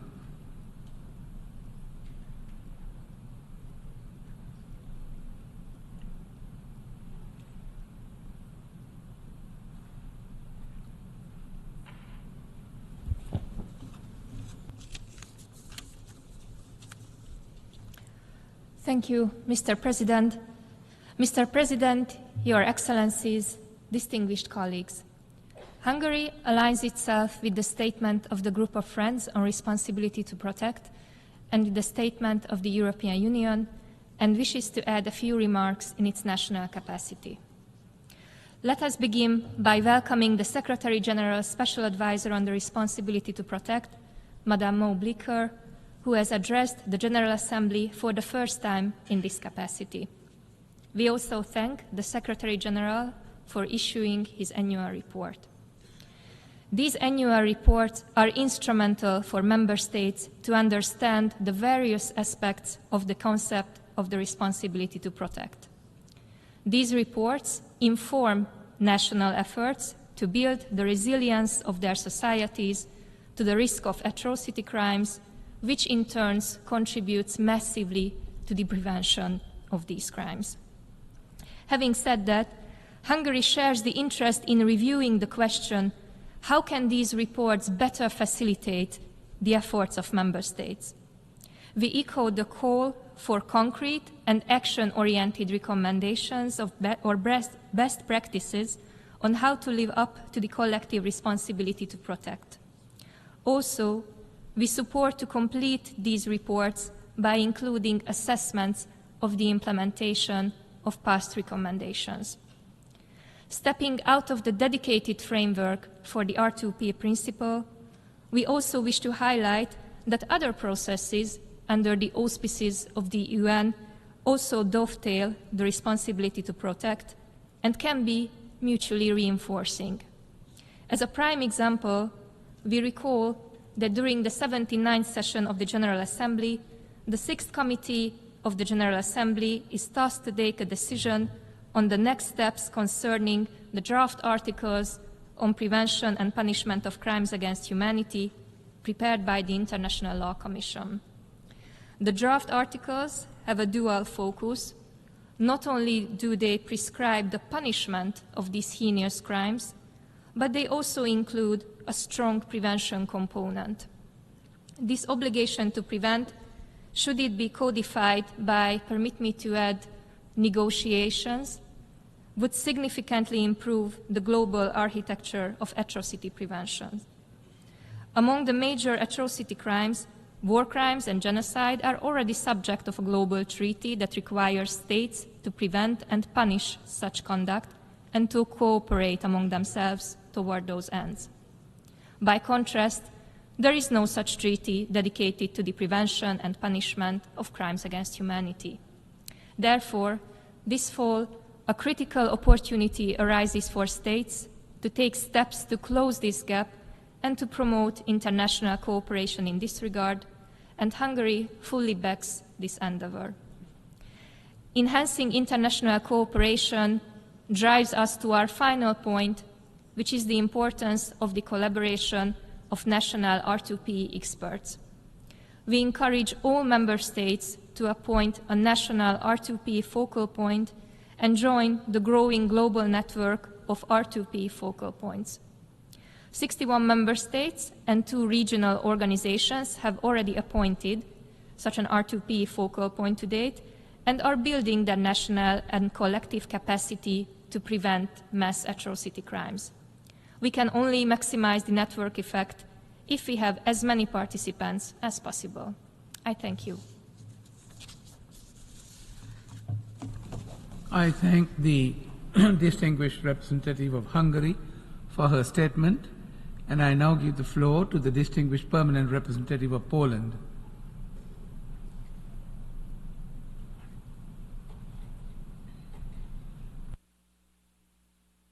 Mr. President, the instability of the international situation manifested by the ever-growing number of armed conflicts is a serious test for the international community and its ability to prevent genocide, war crimes, crimes against humanity and ethnic cleansing.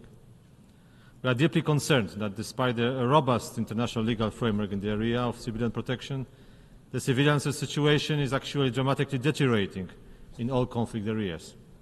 We condemn all attacks perpetrated against the civilian population and urge states and international institutions to intensify their efforts to prevent atrocities. Saying so, Poland aligns itself with the statement delivered by the European Union on behalf of its member states. The significance of the principle of the responsibility to protect is now more crucial than ever. In this context, Poland welcomes the Secretary General's report and his recommendations on the commitment to prevent and protect populations from atrocity crimes. We strongly support the mandates of the Special Advisor on Genocide Prevention and on the responsibility to protect and their work towards the operationalization of the R2P principle. Mr. President, this year's R2P report rightly points out that the prevention and protection from the atrocity crimes must be approached as a continuous process. It shall encompass the implementation of proactive actions and policies against structural, societal and political factors that may create the enabling environment for future commission of atrocities. The resilient and accountable state institutions, good governance as well as inclusive and sustainable development anchored in the protection of human rights are indispensable for prevention purposes. For an effective implementation of the R2P, and meaningful community engagement and participation of local civil society in monitoring, reporting and early warning efforts is particularly needed. In this vein, Poland advocates for enhancing early warning mechanisms both at the national and international level. It is pivotal to foster situational awareness and risk assessment capacities within various UN entities. Let me also refer to the essential role of the main UN bodies in responding to cases involving mass atrocity crimes and implementing R2P principle. Poland reiterates that the Security Council should be efficient, transparent and accountable, and that the veto right should be exercised in a responsible way. In this regard, we support initiatives aimed at limiting and voluntarily refraining from the use of the veto in cases of mass atrocities, including the French-Mexican initiative on the use of veto and the Code of Conduct regarding Security Council actions against genocide, crimes against humanity and war crimes, presented by Accountability, Coherence and Transparency Group, so say the ACT group. Mr. President, the objective of the principle of the responsibility to protect is to ensure the protection of population from genocide, war crimes, ethnic cleansing and crimes against humanity.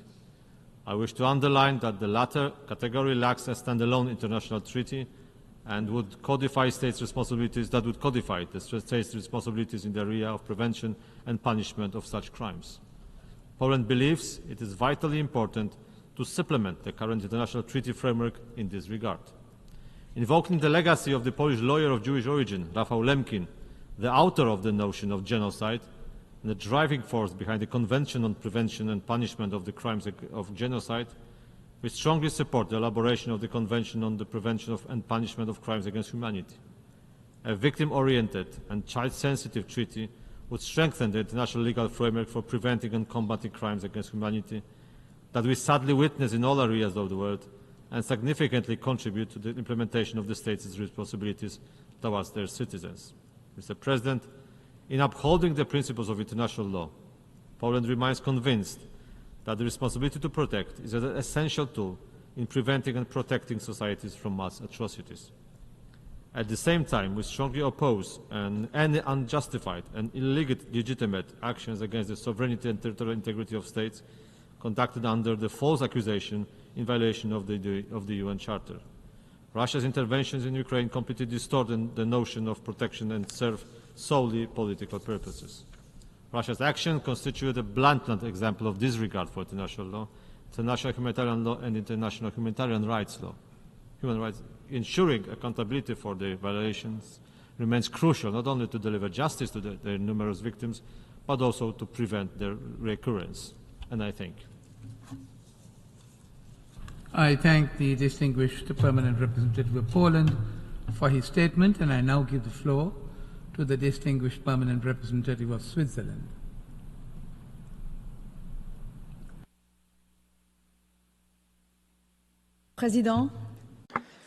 President, first of all, on behalf of Switzerland, I would like to congratulate Ms. Moot on her appointment to the post of Special Advisor of the Secretary General for Responsibility to Protect. We wish her every success in this role, and we encourage her to bring new perspectives to this essential role, which is facing significant challenges. The principle of responsibility to protect was adopted in 2005 by all UN member states with the aim of ending and preventing mass atrocities. Switzerland reiterates its full support for this principle, including as a member of the Group of Friends for Responsibility to Protect, and we, of course, support the statement by the colleague from Croatia that was delivered earlier. Switzerland would also like to thank the Secretary-General for his report, which aims to evaluate the current status of the prevention of and protection against atrocities. In this context, I would like to raise the following points.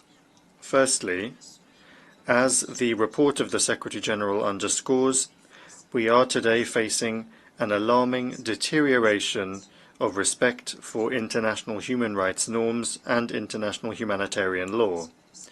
The failure to respect these norms is harming the credibility of the multilateral system. We are currently witnessing the direct consequences of these developments on the protection of civilians in many contexts. Given this, Switzerland reiterates its support for strengthening the international legal framework and for the fight against impunity, as well as support for the institutions mandated to do that. In particular, we underscore the crucial role of the International Court of Justice and the International Criminal Court, and the need to fully respect their independence. In order to further strengthen the existing legal framework, we support the process for an international treaty on crimes against humanity. It is high time that we fill the gap that persists in this area decades after the adoption of the Conventions on Genocide and War Crimes. I also invite all member states that have not yet done so to sign the ACT Code of Conduct, in which states say that they will not vote against a resolution that would prevent mass atrocities. Secondly, and in accordance with the second pillar of R2P, it is the responsibility of every state to protect their population against mass atrocity crimes. Prevention at the national level involves national strategies, mechanisms and structures that aim to identify risk factors and to act in due time. No state is immune from atrocities. At the international level, Switzerland is committed to dialogue and the exchange of good practices on the prevention of atrocities. Here, the report mentions several initiatives and measures that could develop the more complete and effective approach to prevention that the Secretary-General calls for in the new Agenda for Peace. One example is the International Network Global Action Against Mass Atrocity Crimes, GAMAC, which provides a platform for states and civil society and thus contributes to the second pillar of R2P. Switzerland invites all states to join that. Thirdly, allow me to underscore the importance of the United Nations Office on Genocide Prevention and the responsibility to protect. It is important that the commitment and the engagement of the two special advisors be part of the broader United Nations agenda on prevention. Switzerland calls on the two special advisors to share their recommendations on crisis situations with member states so that the UN and its various organs can respond collectively. Lastly, we welcome the intention in the report to use the 20th anniversary of our joint commitment to reflect and work together for the more coherent and effective implementation of responsibility to protect. Thank you. I thank the distinguished permanent representative of Switzerland for her statement, and I now give the floor to the distinguished representative of Indonesia. The floor is yours.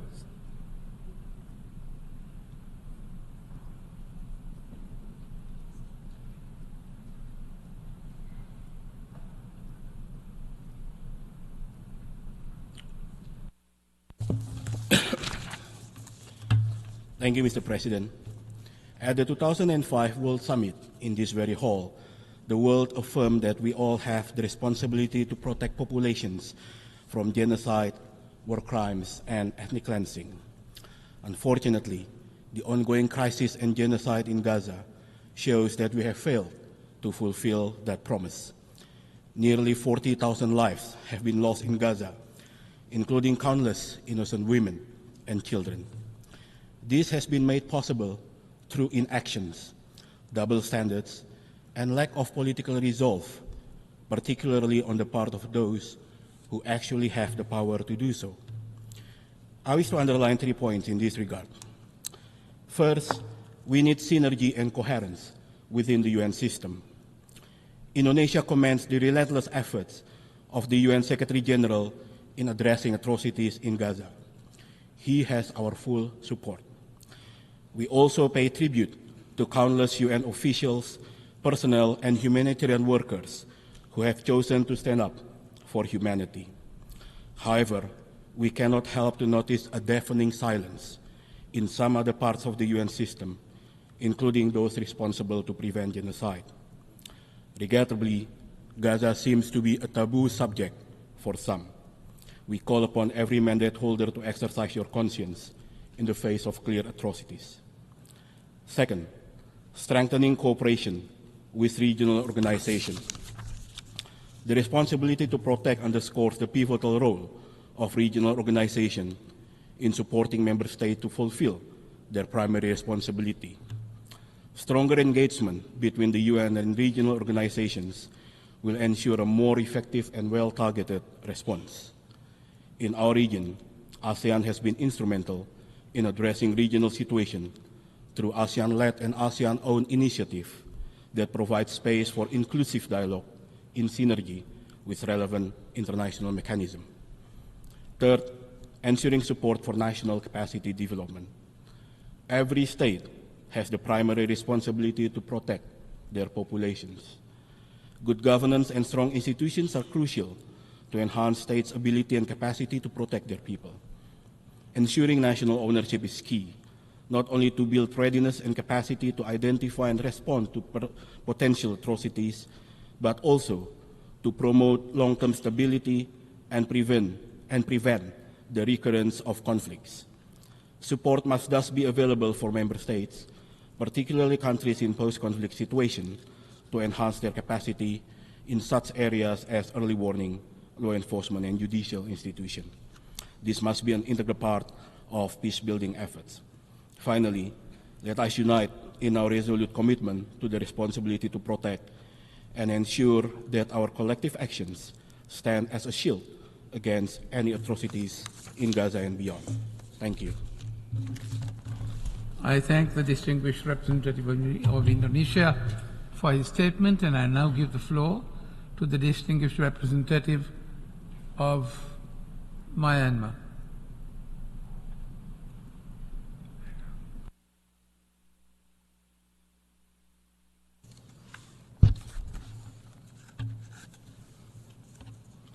Thank you, Mr. President. Mr. President, at the outset, I would like to thank you for convening this meeting on the important issue of responsibility to protect.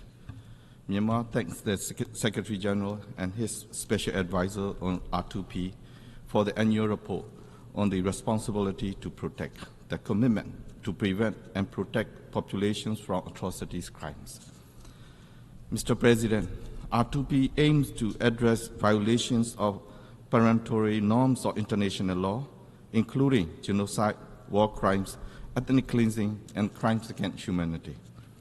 The commitment by the UN member states made to R2P adopted at the 2005 World Summit underscores its significance as a global commitment to preventing great human rights violations and ensuring the international community readiness to take decisive action to protect vulnerable populations. However, sadly, the world experienced over the last 2 decades significant rise of armed conflicts and violations of international law, and UN failed to prevent such atrocity, including the one in Myanmar. Mr. President, the military juntas continued committing of atrocities crimes against the population, including Rohingya in Myanmar, is a vivid example of failing to protect the people by the international community. While understanding the primary responsibility of the state to protect its own population, I wish to stress that the situation in Myanmar is a harrowing reminder of why the international community must uphold its commitment to R2P. Although it is now long overdue, I must reiterate that the need for the global community to intervene and protect the vulnerable populations in Myanmar remain imperative as they are affected by the military's egregious acts which have led towards a widespread tragic suffering and severe humanitarian crisis in Myanmar. Based on the scenario over the past 3 years, the military junta has obviously committed grave breaches of international law against the people since February 2021 through the attempted and lawful military coup. Consequences that thus far have led to an unprecedented deterioration of peace, stability, and the rule of law in Myanmar. The daily lives of Myanmar people have been stretched to their limits, pushing many to the brink of endurance. Alongside the displacements and migration issues, food insecurity, poverty, and hunger are the most visible threats in Myanmar.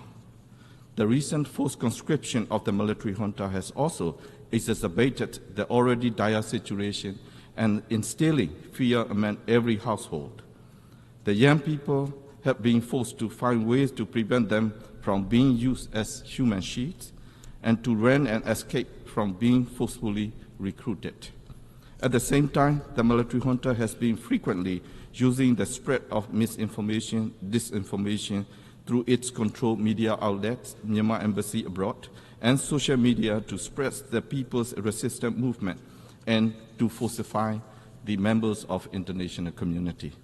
The recent incident of killing a renowned monk by junta's forces on 19 June 2024 and following its development again prove the junta's ill will.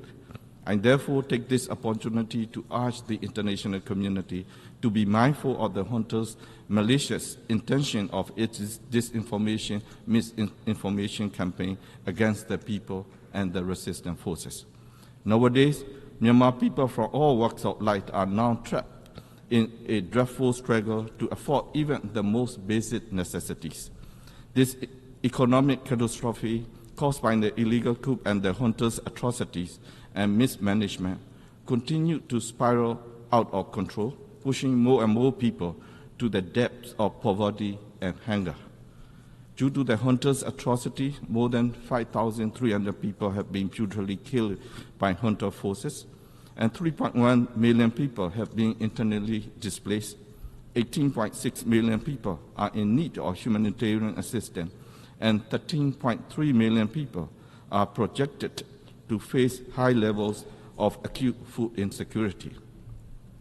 Despite these grim pictures, the military juntas continue to escalate its brutal focus strategy against the civilian population, burning down thousands of civilian homes in conflict area and indiscriminately bombing houses, schools, and hospitals. The junta is enacting collective punishment on innocent civilians who are not directly involved in the conflict. The systematic and widespread commission of these crimes amount to crimes against humanity and war crimes, a consensus shared by international scholars and experts.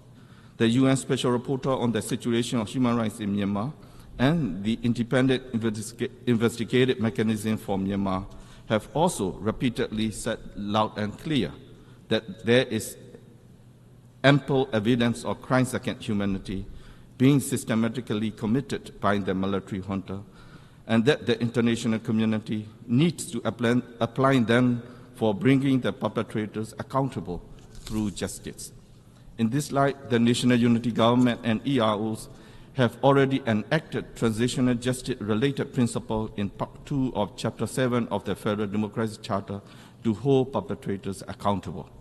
Moreover, the NUG has declared its acceptance of jurisdiction of ICC in accordance with Article 12.3 of the Rome Statute to address the accountability issue in Myanmar.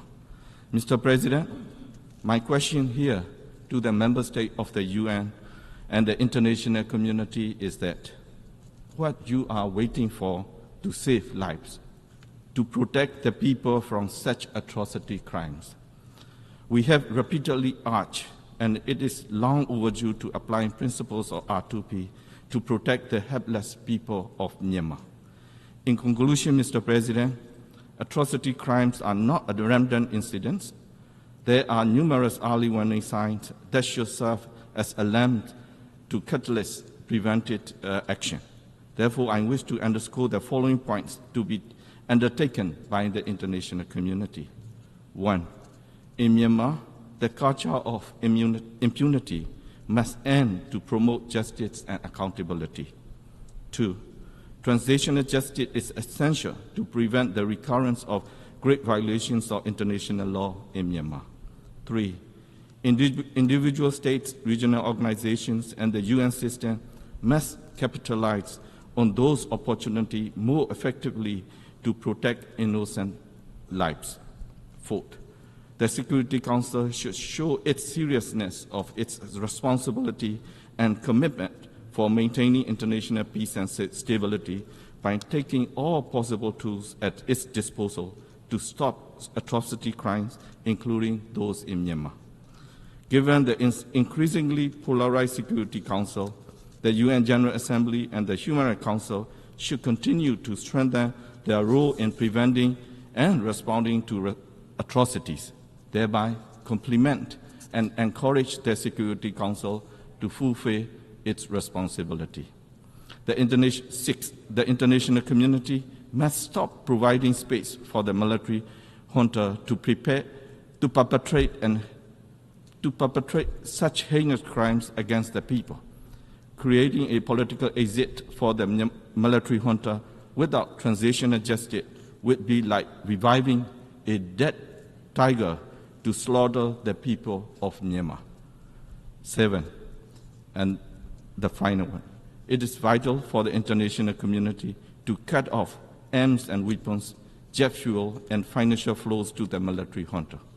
Therefore, I wish to urge the member states of the UN to uphold their commitment, including the one made to R2P in 2005, and act accordingly. Otherwise, the people bear the brunt of lack of effective action from the UN, especially the UN Security Council. Please put humanity first and extend effective support towards the people of Myanmar and their devoted aspiration to end the military dictatorship and build a federal democratic union in Myanmar. This would indeed serve the best for the protection of our people. I thank you. I thank the distinguished permanent representative of Myanmar for his statement, and I now give the floor to the distinguished representative of the Democratic People's Republic of Korea.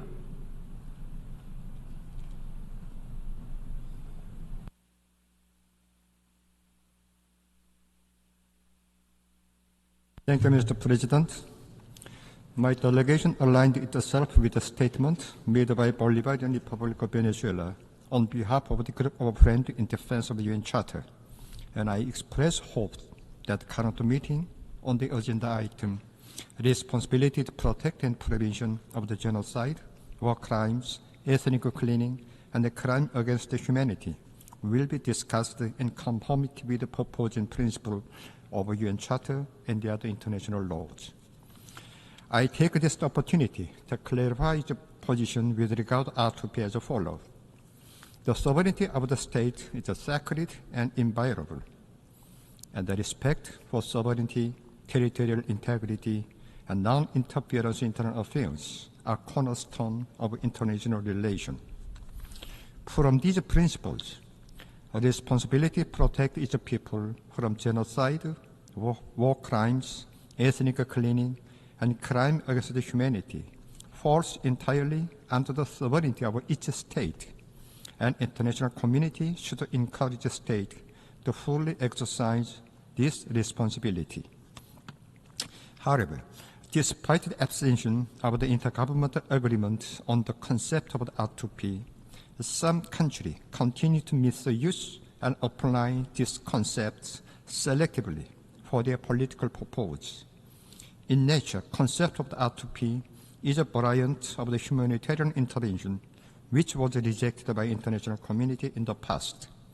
As such, it is nothing but political tool to ignore and violate sovereignty and the right to the self-determination and broadly interfere in internal affairs of other sovereign states.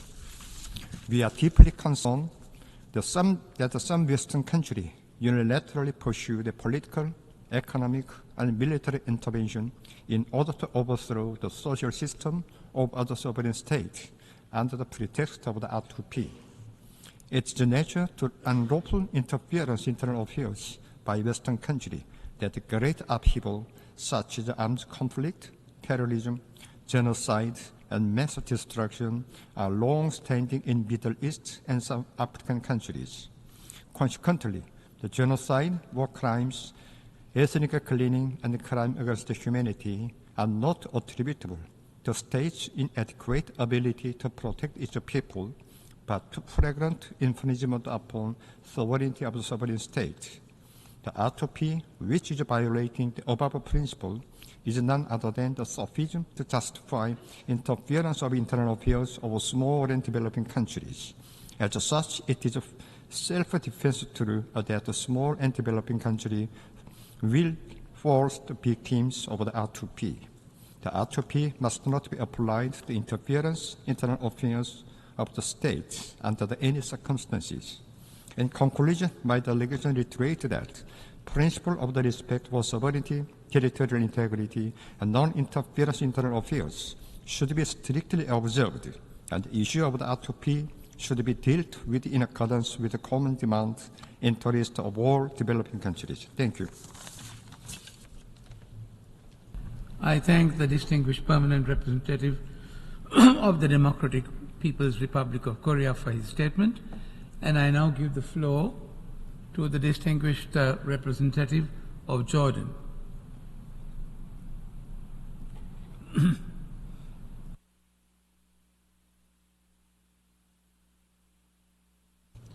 Thank you, Mr. President. Distinguished colleagues, at the outset, I'd like to express my gratitude for this opportunity to debate this important subject. This year's debate is more important than ever as people around the globe are facing unprecedented levels of mass atrocities and displacement. It's evident that the international community is still struggling to protect civilians.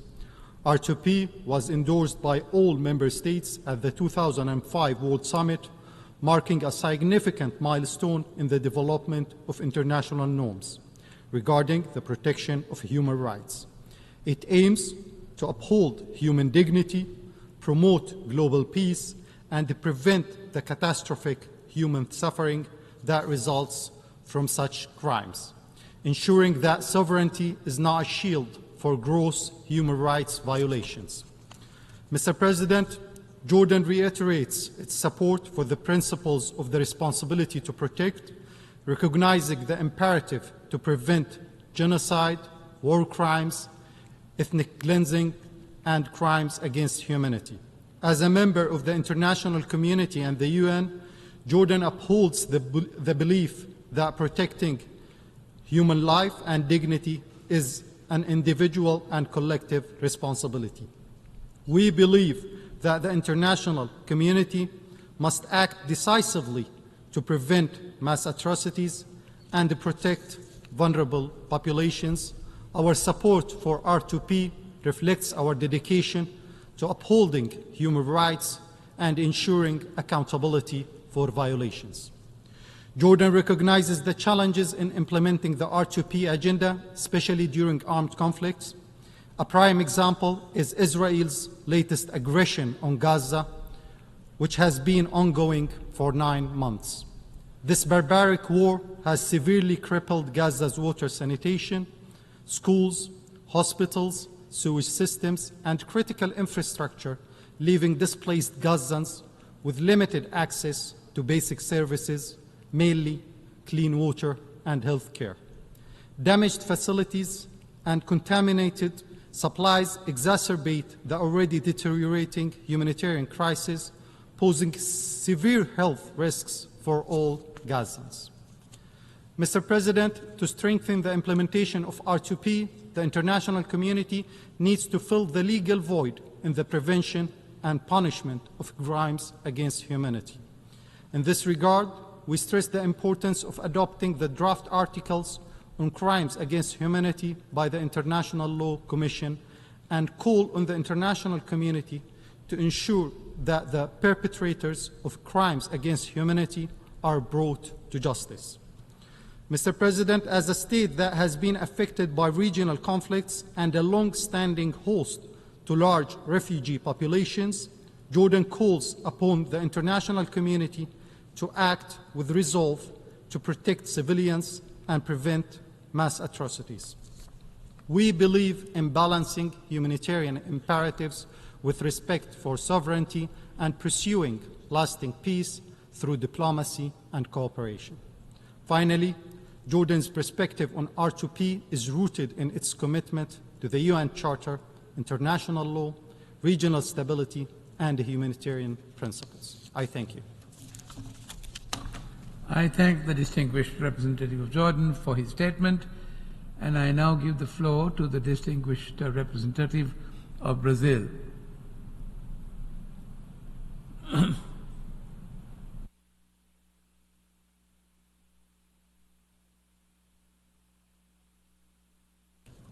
Mr. President, I thank the Secretary General for his report on the responsibility to protect, with a focus on prevention and protection. In order to prevent R2P crimes, Brazil believes there is a need for a comprehensive approach that strengthens coherence between political, security, development, human rights, and rule of law activities. In that respect, we believe that the Peace Building Commission is well positioned to help fill this gap by playing its bridging role between peace and security efforts and development solutions, as well as by mobilizing international support in cooperation with the whole UN system. We call for increased cooperation between the General Assembly, the Security Council, the Economic and Social Council, and the Peace Building Commission in order to make the integration of efforts more effective. Brazil agrees with the Secretary General that the protection provided by applicable international law lies at the heart of the prevention and protection against R2P crimes. This includes the Convention on the Prevention and Punishment of the Crimes of Genocide, the Geneva Conventions, and their additional protocols. Brazil believes that a Convention on the Prevention and Punishment of Crimes against Humanity might also bring an important contribution to international law. The International Law Commission work on the topic seeks to fulfill an important gap in the international system. Brazil has supported this process since its beginning and considers that the set of draft articles presented by the ILC is a good basis for the negotiation of a convention on the topic. At the same time, Brazil regrets that once again the Secretary General's report adopted the expression atrocity crimes to refer to the horrendous acts associated with R2P. As Brazil underscored in previous interventions, member states and the United Nations alike should avoid the temptation of proliferating imprecise concepts. Mr. President, the responsibility to protect is not laid down in legally binding instruments, nor reflect customary international law. It is a political concept to be used collectively through the United Nations. Under no circumstance, the concept of responsibility to protect may be used as a pretext for illegal unilateral sanctions, intervention in domestic affairs, or regime change. Likewise, contrary to what is suggested in the report, the concept alone cannot be relied upon by regional organizations for the deployment of armed forces to ensure the physical safety of the civilian population. Brazil reiterates that no enforcement action shall be taken under regional arrangements or by regional agencies without the authorization of the Security Council. Furthermore, the international community, as it exercises its responsibility to protect, must demonstrate a high level of responsibility while protecting. Any collective action should be based on an agreed set of fundamental principles, parameters, and procedures, including the emphasis on prevention, preventive diplomacy, and the exhaustion of all diplomatic, humanitarian, and all other peaceful means available to the protection of civilians. The use of force is a measure of last resort and must always respect international law. Mr. President, Brazil looks forward to continuing discussions on the best strategies to advance the prevention and protection in relation to R2P crimes, as well as to increase capacity building and long-term measures capable of promoting more inclusive, diverse, and tolerant societies. I thank you. I thank the distinguished representative of Brazil for his statement, and I now give the floor to the distinguished permanent representative of Timor-Leste.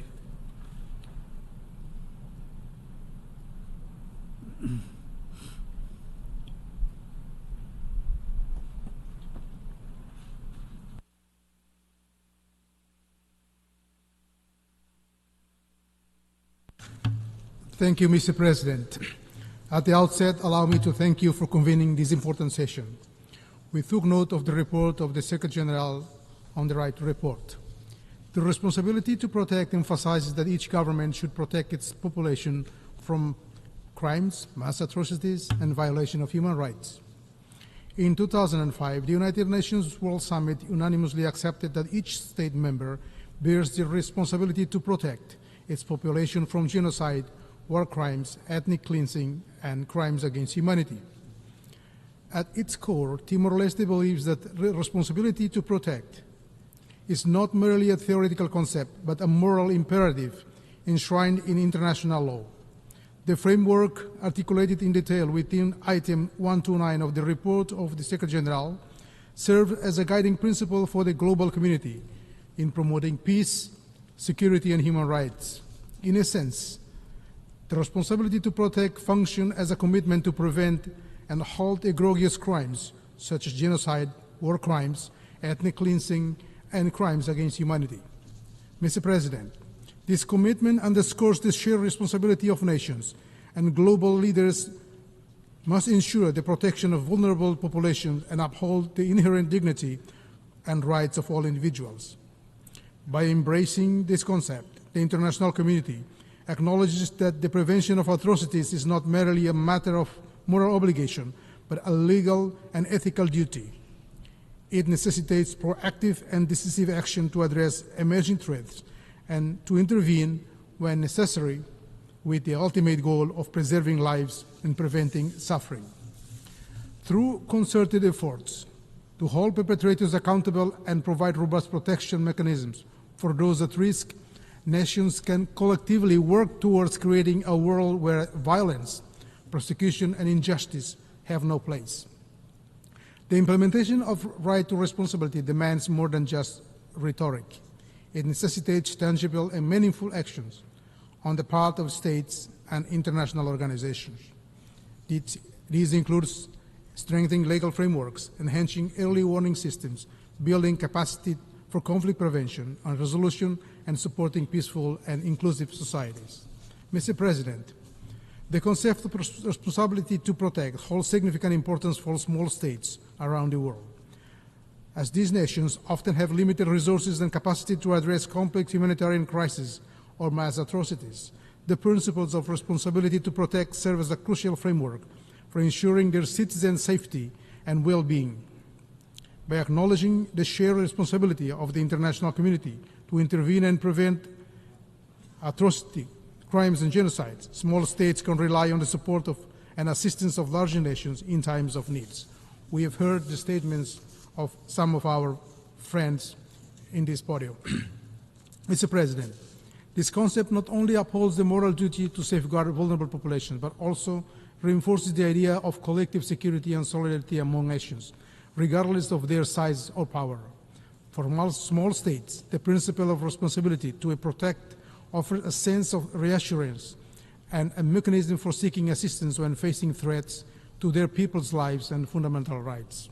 Having said that, Timor-Leste wishes to stress the importance of recognizing that the responsibility to protect rests upon three pillars of equal standing. First, the responsibility of each state to protect its population. Second, the responsibility of the international community to assist states in protecting their populations. And third, the responsibility of the international community to protect when a state is manifestly failing to protect its population.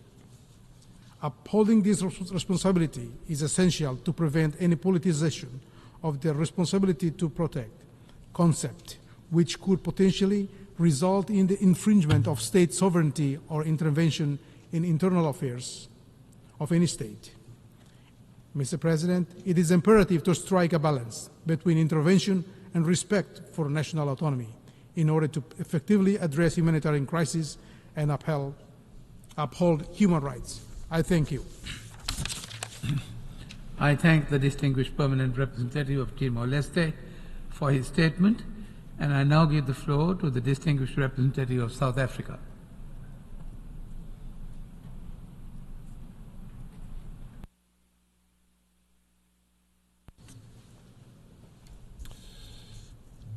Mr. President, I wish to begin by acknowledging the importance of this annual debate and, importantly, the provision of the Secretary-General's annual report on this matter, and further thank him for this year's report, Responsibility to Protect, the commitment to prevent and protect populations from atrocity crimes. It is also important to applaud the complementary roles provided by the United Nations Office on Genocide Prevention and the Responsibility to Protect, and the mandate of the two special advisors.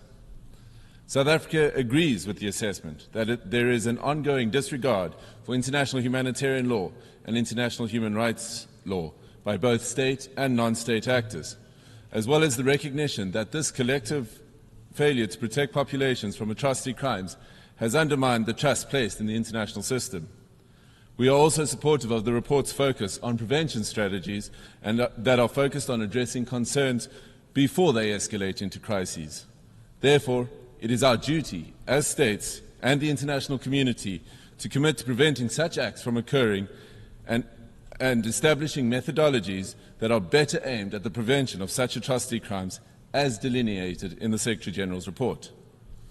As we are all aware, the notion of the responsibility to protect, as defined in the 2005 World Summit Outcome document, highlights that it is the responsibility of the state to protect its population from genocide, war crimes, crimes against humanity, and ethnic cleansing. Unfortunately, history is replete with examples of atrocity crimes that provide a greater understanding of the contributing factors that enabled such crimes to occur, and provides us with sophisticated tools to identifying and implementing preventative measures against the recurrence of atrocity crimes. Mr. President, South Africa would like to highlight the following points as it relates to the report of the Secretary-General. Firstly, the growth in violent crimes throughout the world has seen the employment of tactics by state and non-state actors that have violated international humanitarian law.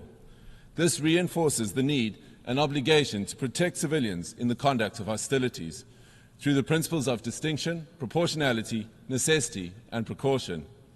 This is in particular reference to conflicts where parties have used disproportionate force and, importantly, have not adequately distinguished between military and civilian infrastructure. Furthermore, the targeting and total destruction of civilian infrastructure has resulted in human-made humanitarian crises as civilian populations face starvation, illness, and death due to the lack of humanitarian access. 2. Increased human rights violations and discrimination against vulnerable groups is indicative of a heightened risk for the potential for atrocity crimes. In 2024, the world will experience elections in more than 60% of its nations, which provides a positive message for democracy and people-centered governance. It is equally an opportunity for political rhetoric that relies on the further isolation against communities that are routinely discriminated against and marginalized. We are concerned about the specific targeting and discrimination of groups that promotes identity-based incitement and violence. In particular, the rise of gender-based hate speech and violence is extremely concerning, as is the increase and continuation of discriminatory practices such as the stigmatization and criminalization against the LGBTQI+ community. These are the early warning signs of high-risk environments we should give due regard to. 3. The international community has access to a multitude of tools provided by the United Nations Charter, international law, including human rights and humanitarian law, on preventative measures for conflicts and atrocity crimes. We should utilize the full array of tools available to the international community to seek peaceful solutions to conflict situations. The occurrence of such atrocity crimes within conflicts should be equally addressed through the international system, particularly international legal frameworks available to halt it when it is occurring. In this regard, South Africa made a submission to the International Court of Justice regarding the conflict in Gaza and our assertion that it amounts to an atrocity crime. It is our contention that we are witnessing a genocide unfold and that Israel, as the perpetrators, should cease their actions and permit humanitarian access. The ICJ submission has resulted in the ICJ instructing a halt in actions by Israel on the 24th of May this year to prevent further civilian harm and allow humanitarian access to the internally displaced Palestinian people in the besieged territory of Gaza. Similarly, South Africa, together with Bangladesh, Bolivia, Comoros, and Djibouti, referred on the 17th of November 2023 the situation in Palestine to the International Criminal Court. We welcome the responsible act of the prosecutor of the ICC on the application for arrest warrants against the perpetrators of these atrocity crimes, and we entrust the ICC to bring the perpetrators to account, and thereby ensuring that the people of Palestine are granted the justice they are entitled to. South Africa will continue to use these platforms to promote and prioritize the prevention of atrocity crimes and encourage peace through negotiations and the end of the conflict. Mr. President, we should also note that this report has given due recognition in advances in preventive measures that enable the protection of civilian populations. This is a collection of actions taken by key actors throughout society that either provide tools for monitoring and evaluation, forums for discussion amongst member states, such as the Peacebuilding Commission, and international and national commissions of inquiry that collect, consolidate, and preserve evidence. Importantly, there is also the generation of critical jurisprudence on atrocity crimes that is contributing to build strong legal frameworks. To this end, South Africa will continue to support the importance of international law and adherence to that law as critical to the prevention of genocide, war crimes, ethnic cleansing, and crimes against humanity.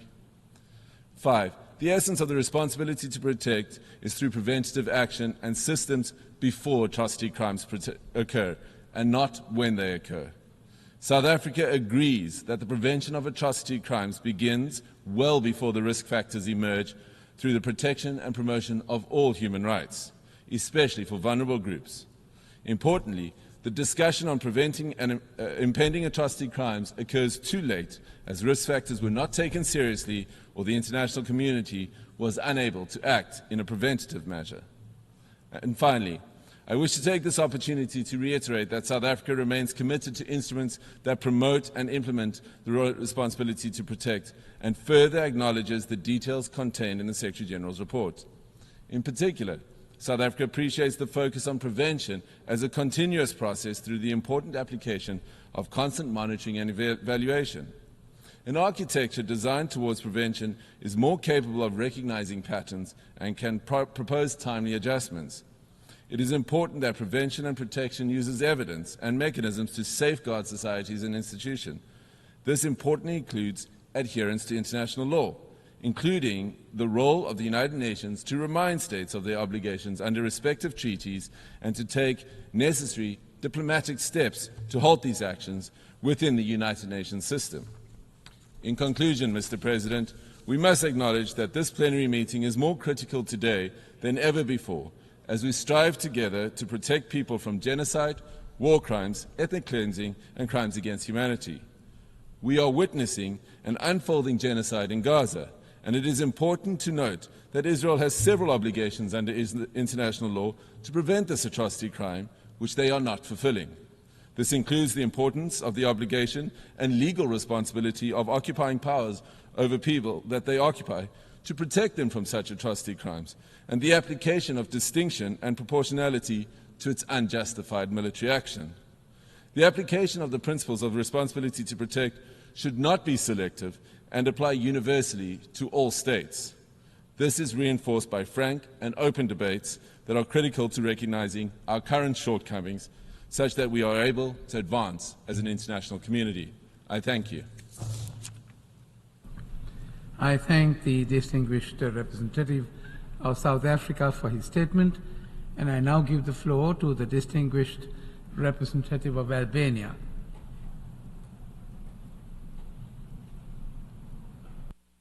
President, Albania welcomes today's debate. Responsibility to protect remains the most compelling principle around which the international community can unite when vulnerable populations face the threat of genocide, war crimes, ethnic cleansing, and crimes against humanity. We thank the Secretary-General for the 16th report on the responsibility to protect, which timely emphasizes the need to produce more tangible results in preventing atrocities and protecting populations, and also provides recommendations how to implement the responsibility to protect more effectively and consistently. Albania fully supports the 2005 World Summit Outcome document and calls for the implementation of all three pillars of the responsibility to protect, as well as the intensification of efforts to further strengthen their development at all levels. We commend the work of the UN Secretary-General's Special Advisors on genocide prevention and on the responsibility to protect.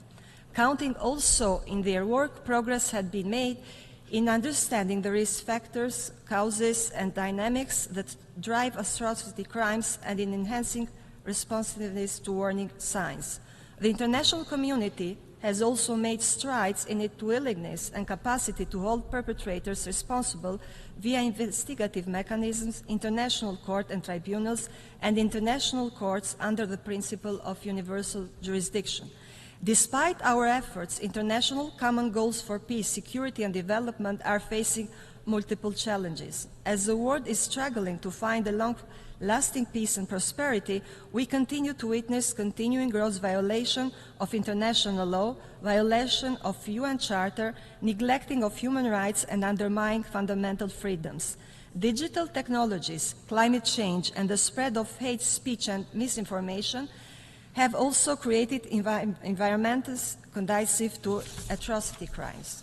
It is our common and shared responsibility to provide concrete guidance to the world community to uphold fundamental norms and values and address gross violations. As mentioned in the Secretary General's report, the failure to protect populations really degrades the credibility of the multilateral system and erodes trust in our capacity to effectively safeguard humanity. Mr. President, to successfully address the root causes of conflict and violence leading to mass atrocities, we must reform strategies and enhance cooperation. States hold the primary responsibility to protect human rights globally. Adopting a comprehensive government and societal approach is crucial in tackling these challenges effectively. States also have the primary responsibility to investigate and prosecute crimes committed within their jurisdiction, and national accountability efforts should be encouraged and supported. Time is of essence to translate our commitments into tangible action, as ongoing human rights violations could result in mass killings, refugee crises, and widespread suffering. By allowing impunity of mass atrocities,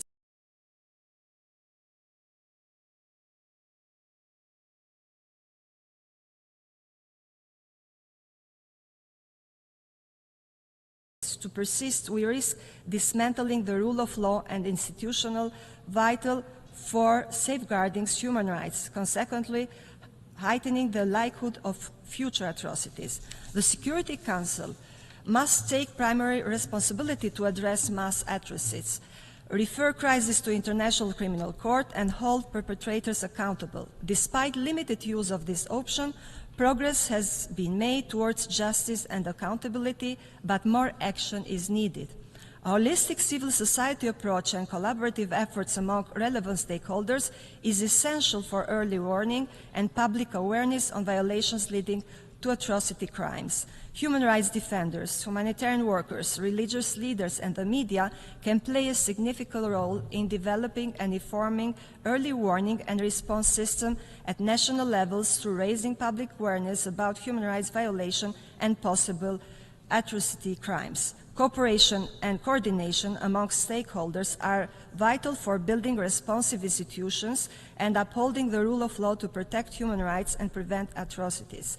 Affected populations, including women and girls, should be involved in the development, implementation, and monitoring of civilian protection and atrocity prevention strategies and activities, as well as in negotiations for ceasefires, peace agreements, and political transitions.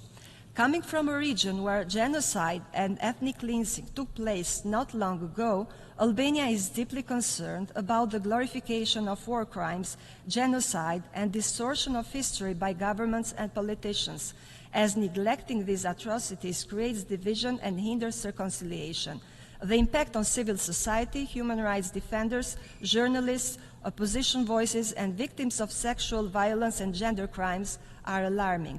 Investing in victim protection programs and fulfilling the needs of affected communities is crucial for promoting a just life. Special attention must also be given to women and girls, ensuring their meaningful participation in the decision-making process. In conclusion, Albania calls for increased support for victims, stronger measures to prevent atrocities, and enhanced participation of women and girls in decision-making for a more inclusive and peaceful world. I thank you. I thank the distinguished representative of Albania for her statement. And I now give the floor to the distinguished representative of Nicaragua.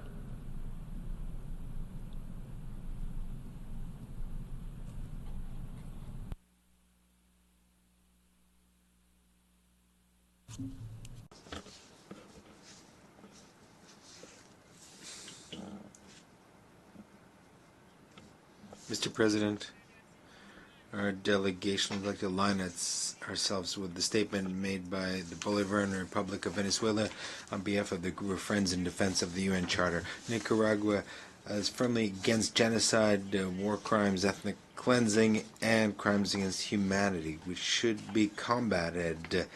Compliance with the commitments in favor of development and peace while respecting sovereignty and multipolarity. We consider that the true danger of the concept of the responsibility to protect is that it has been and continues to be manipulated by hidden interventionists that try to justify different ways of interference in the internal affairs of states, as well as the threat and the use of the threat of force to destabilize and change legitimate governments. Mr. President, we'd like to reiterate that the notion of responsibility to protect has caused serious doubts for many countries, especially smaller countries and developing countries, due to the ambiguity of various elements that are easily manipulated for political aims of a selfish agenda of imperialists and neocolonialists.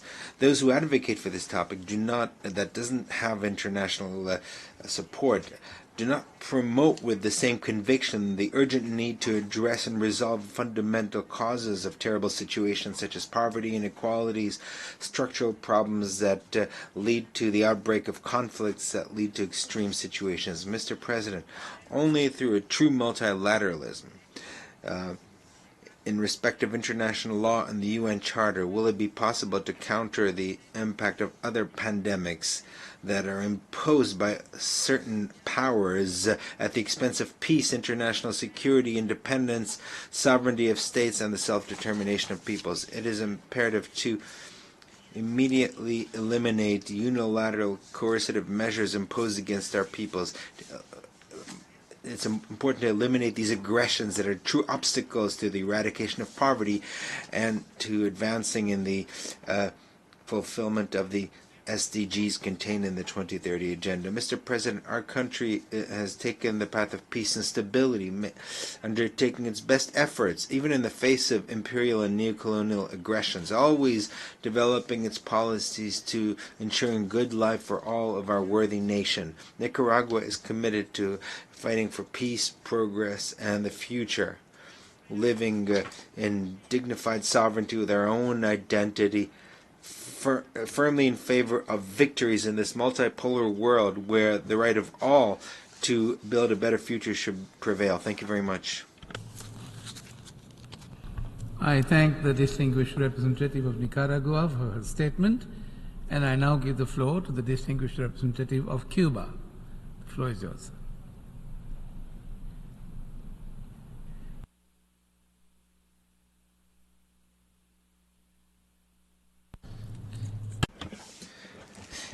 Thank you, Mr. Vice President. Our delegation aligns itself with the statement of the group of friends in defense of the Charter of the United Nations, and in our national capacity, we'd like to state the following. Cuba considers that it is a mistake to speak of the responsibility to protect as a principle because it is not an axiom or principle of international law. This so-called responsibility is simply a notion whose scope, rules of application, and mechanisms of evaluation are very far from having been defined and agreed by member states. With this in mind, it is inappropriate to speak of strengthening the implementation of the responsibility to protect without the existence of a consensus on its implications that resolves differences in interpretation, ensures its universal acceptance, and endows legitimacy to actions proposed for its implementation. Cuba considers that the expression crimes of atrocities continues to be used erroneously, but based on the four major crimes in Resolution 60/1. And on this, we'd like to recall that many delegations have expressed their disagreement with the use of this term, that is, mass atrocities, not only due to its legal ambiguity, but also the absence of a consensus on the definition of these, which derive from the will of member states. We'd like to express our concern about the selective use and for political purposes of these terms to refer to very diverse situations that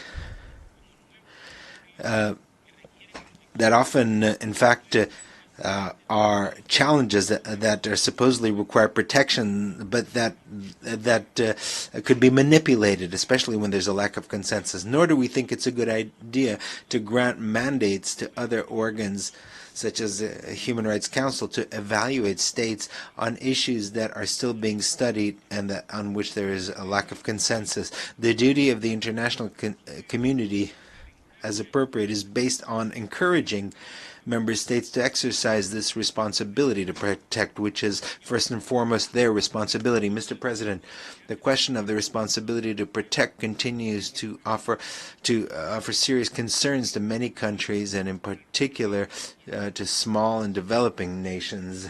In an international system that is as undemocratic as the one we see today, our main concerns are based on the determination on who decides when there is a need to protect, who determines which state is not protecting its population, who determines, and based on which criteria, on the forms of taking action, and how to make sure that this topic is not used for interventionist aims. There is no clarity at all on how to guarantee that the possibility of taking action is carried out in the absence of the state affected. To avoid using this concept as a justification for the right to interfere. The international efforts in the prevention of the acts of genocide, war crimes, ethnic cleansing, or crimes against humanity must contribute to strengthening the purposes and principles of the UN Charter and international law, and in particular, sovereign equality, territorial integrity, and self-determination. However, the ambiguities of this concept and the implications of the exercise of its so-called three pillars contradict these principles and purposes. Cuba has always shared the goal of combating these crimes, and we consider that for this we must recognize the preeminence of the principle of voluntarity, prior consent and request by states in the context of the so-called responsibility to protect. If the intention is to prevent, we must tackle the root causes of these situations, such as underdevelopment and poverty, and the unjust international economic order, inequality and social exclusion, marginalization, food insecurity, and other structural problems that determine the outbreak of conflicts due to extreme situations that unfortunately are not promoted with the same force and conviction as those who try to seek to advance this concept.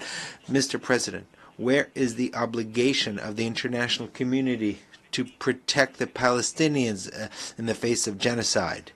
The massacre that is taking place in Palestine is perhaps, and very painfully, the best example of the double standards that prevail in the international community.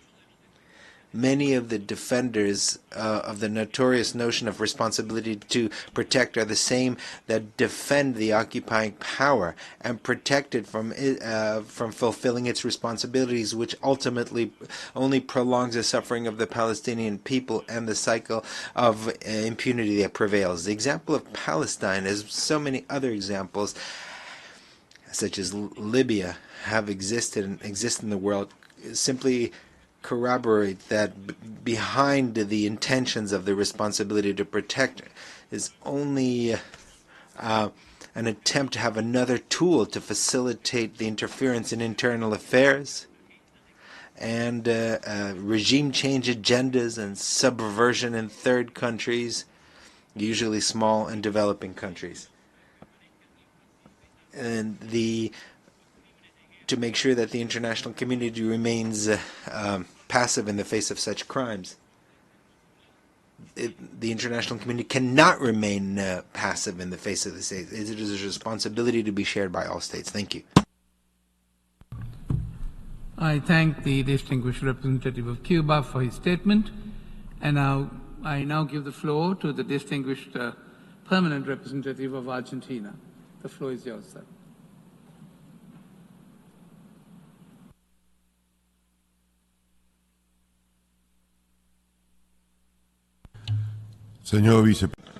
Mr. Vice President, I would like, first of all, to express our gratitude for the report presented by the Secretary General and for the work of Madam Mo Bleeker, Special Representative, Special Advisor on the Responsibility to Protect. In 2005, the United Nations, we met to speak of the future on behalf of we, the people. The first words of the UN Charter. We acknowledge that peace, security, development, and human rights are the pillars of the United Nations system, the building blocks of security and collective well-being. Furthermore, we acknowledge that the three pillars are interconnected and they reinforce each other. In this document, in paragraphs 138 and 139, these paragraphs establish the responsibility to protect, not as a threat to the sovereignty of states or a limitation of sovereignty. This concept reflects the commitment of states to the principles of the UN Charter, international law, and our common aspiration to a global order based on peace, development, respect for human rights, and the dignity of life. 19 years have passed since then. What have we done? Almost 2 decades after that extremely important document, today we have a possibility to address the future with imagination, ambition, and a strategic sense. Today, we once again face the challenge of renewed rethinking multilateralism and global governance at a time of great turmoil and opportunities. It's true that since 2005, there have been many initiatives that have been put forward to advance on this topic. We know that this is not an easy topic. It's extremely difficult, perhaps the most difficult that can be worked on the UN agenda. We hail and we welcome what has been underscored in the report on the experiences of various states or group of states and by regional organizations and by the United Nations. We today are in a new period which requires new synergies, which is why we'd like to particularly highlight the reference in the report to associations of member states with civil society. This is the path that should be expanded with new and imaginative mechanisms. No one should be left behind or sidelined, because we're all part of the problems, the challenges, and the solutions. In this context, Argentina would like to highlight that Madam Mo Bleeker, today the Special Representative, was one of the major architects of this kind of cooperation between states and of projects of major reach. The Global Action Against Mass Atrocity Crimes, GAMAC, was an initiative in which states, civil society, the academia, and personalities from around the world took part, with the support of the United Nations, committed to putting an end to the horrible human custom of mass atrocities. That initiative was began in Buenos Aires in 2008, when Switzerland, on a bilateral basis with Argentina, committed itself to implementing this project of global reach. This is an example of the kind of initiative where we don't focus on what we can't do or the problems in advancing in the responsibility to protect, but rather seeing what can be done with the resources and the means available. Therefore, when we speak of results, we must mention the huge debt that we have towards those who have died, the huge amounts of dead, the refugees, the displaced from conflicts, the atrocious crimes. All this requires a reform of the Security Council in order to unblock its functioning, especially when the veto is used. The three pillars of the United Nations and the words of the final document of the 2005 are interconnected and strengthen each other. Indeed, for this reason, there is no possible future or sufficient reasons to disregard the commitments that we've already taken on, and even less for not confronting with courage, determination, and firmness the challenges that stand before us. The report that we have today highlights all these concepts quite clearly. Our commitment is to this. Thank you very much. I thank the distinguished permanent representative of Argentina for his statement. Excellencies, distinguished representatives, we have heard the last speaker in the debate on this item for this meeting. We shall hear the remaining speakers this afternoon, after the consideration of the other items announced in the United Nations Journal. The meeting is adjourned. Thank you very much, sir. Thank you. Thank you.